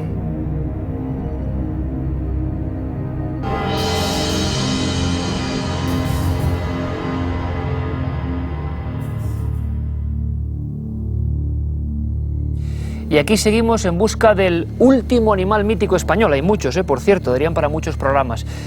Carlos Chevalier, autor de esta primera búsqueda, ¿no? Desbrozando ahí las pistas. Vamos a ver, hay una cosa que es muy importante y que no se dice en el reportaje, que tú quieres ampliar, y es esos apéndices laterales que tiene el saetón. Parece que son la distinción respecto a animales bien conocidos, ¿no? Luciones, víboras. El saetón tiene eso como distintivo muy especial. Es una de las distinciones. En todo caso se podría parecer, si no fuera por el tamaño, a las patas atrofiadas del eslizón, aunque a mí, quizá dejo volar un poco la imaginación, me recuerda un poco a ese tipo de orejeras o membranas que tienen las víboras egipcias, ¿no? Las cobras o las víboras las cobras de la India. Lo cierto es que los campesinos no se ponen de acuerdo a la hora de describirlo, porque es lo que menos se parece a las características que tienen otros reptiles que sí conocen. Yo hasta hoy tenía una teoría, me gustaría comentaros. En algunos de mis viajes por las Urdes recogí algunos cantares de ciego impresionantes de la historia. Allí le llaman lucero. Lucero, porque reluce o porque proviene de un animal relativamente parecido, y varias especies, eso que ha hecho ahí Dorian, lución, ¿no? Lución, un animal muy bonito. Y bueno, hablan de familias enteras picadas por el lución, y comparte, Carlos, muchas historias este lución urdano con el saetón de Sierra Morena, y es... Bueno, es más, cuidado, que es que Lope de Vega y Antonio Ponz, ni más ni menos, en sus primeros viajes por la zona, identifican que algunos de los acompañantes fueron picados por algo que parecía una saeta, luego que parece de cristal y que allí la gente le llama lución. Es más, también le llaman eslabón, que puede ser el eslizón, y fíjate, Luismi, el dicho que se dice en las Urdes: si te pica el eslizón o el eslabón, coge pala y azadón, o sea, prepara tu propio entierro. Estamos cerca. ¿Puede ser ese animal? Desde luego el eslizón como tal lo conocemos para nada. El eslizón es un animal, absolutamente, es un lagarto con las patas atrofiadas, para entendernos. Yo lo he conseguido filmar en mitad del campo, y concretamente en Almería, en Cabo de Gata. Nos costó mucho, es un animal difícil, pero por otra parte bien distribuido en la península ibérica. En todo caso es un endemismo, si no me equivoco, de nuestra península ibérica. Y en Canarias. Y en Canarias también, indudablemente. Aquí lo tenemos.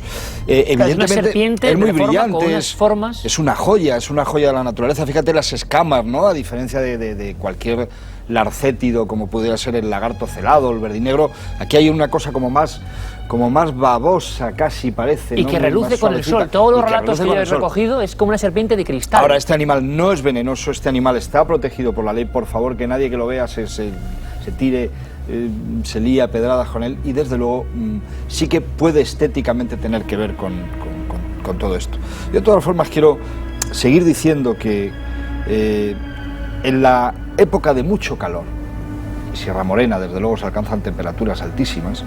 Yo recuerdo unos sucesos que han pasado continuamente y que seguirán pasando en el Coto de Doñana, por ejemplo, en Huelva, que es la época del cuelgue.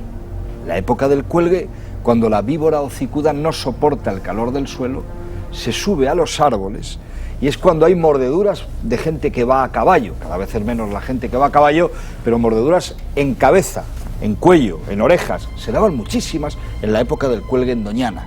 La víbora hocicuda. La víbora hocicuda, una de nuestras víboras. Tenemos la víbora Spitz, tenemos la europea. La víbora hocicuda, que tiene un hociquito así muy especial, que es un ser precioso, venenoso sin duda alguna, y te puede fastidiar el día e incluso la vida si te pica en mal sitio, se cuelga en determinados momentos en los que hace mucho calor, y se cuelga de los árboles. Y a veces, pues la gente que iba a caballo en Doñana, esto yo recuerdo al propio Tono Valverde, que en paz descanse, alguna cosa escrita al respecto, de esa época en la que, como tú decías que Lope de Vega hablaba de saetazos y tal, muy posible que yendo a caballo en una diligencia o tal, pues estos reptiles, pero claro, estamos hablando de una víbora, que realmente es la que tiene la capacidad mortífera o la ponzoña suficiente en cuanto a la herpetofauna española actual, por lo menos la que nosotros conocemos, de asustarnos. O sea que el Luis eslizón Domínguez... no, el lución tampoco, para nada, ¿verdad, querido? El lución no tiene nada, y tu voto, digamos, va para la víbora hocicuda en determinadas circunstancias. Desde luego, vamos a ver, en cuanto a tamaño, al color verde, al latigazo, yo me inclino por el bastardo, por la culebra bastarda, la Mampolum molpersunamus, ¿no? Que es un bicho realmente precioso, cuando es adulto es casi negro, que llega a alcanzar 2 metros y los supera de longitud, de un grosor parecido importante. a eso, entonces, también. Sí, bueno, tiene este grosor. Por supuesto, una culebra bastarda adulta puede llegar a tener este grosor perfectamente.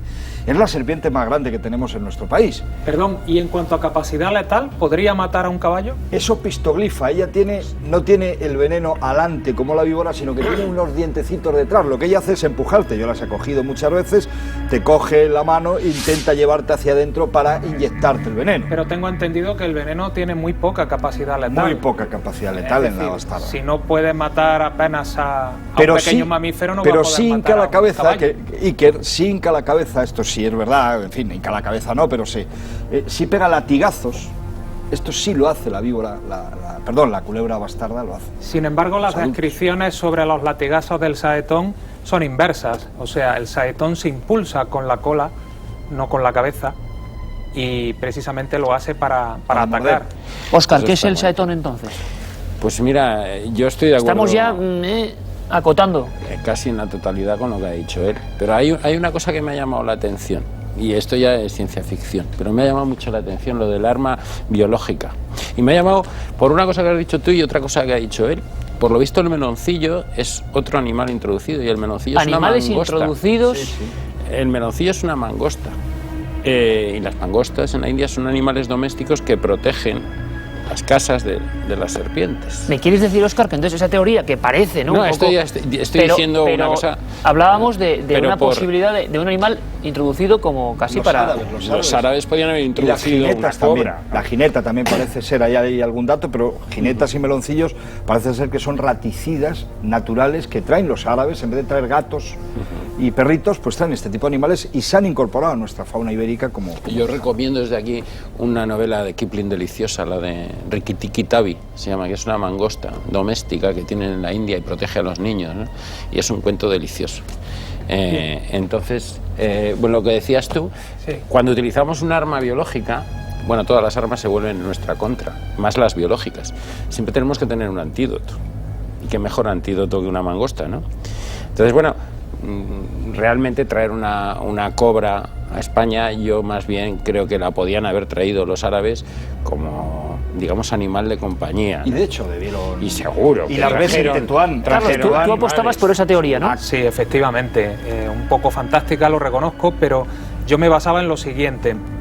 La posibilidad de que fuera una especie foránea y el hecho de que se localice a lo largo, no solo a lo ancho, sino sobre todo a lo largo de una cordillera que en un momento dado de la historia peninsular ha sido una frontera. ¿Por qué? No hay ningún documento que explique. ¿Y crees que algún animal adiestrado de alguna forma, pero una cobra, pongámonos, podría vivir en eso? No, vamos a ver, es que curiosamente España y la península ibérica, y desde luego en ese momento estaba forrada de víboras. O sea, quiero decir que la ponzoña, el reptil venenoso, incluso mortal, estaba ahí, estaba. O sea, que Sierra Morena, Montes de Toledo, Extremadura, toda su vida ha tenido este tipo de animales a los que conocemos como víboras y con diferentes nombres locales, ¿no?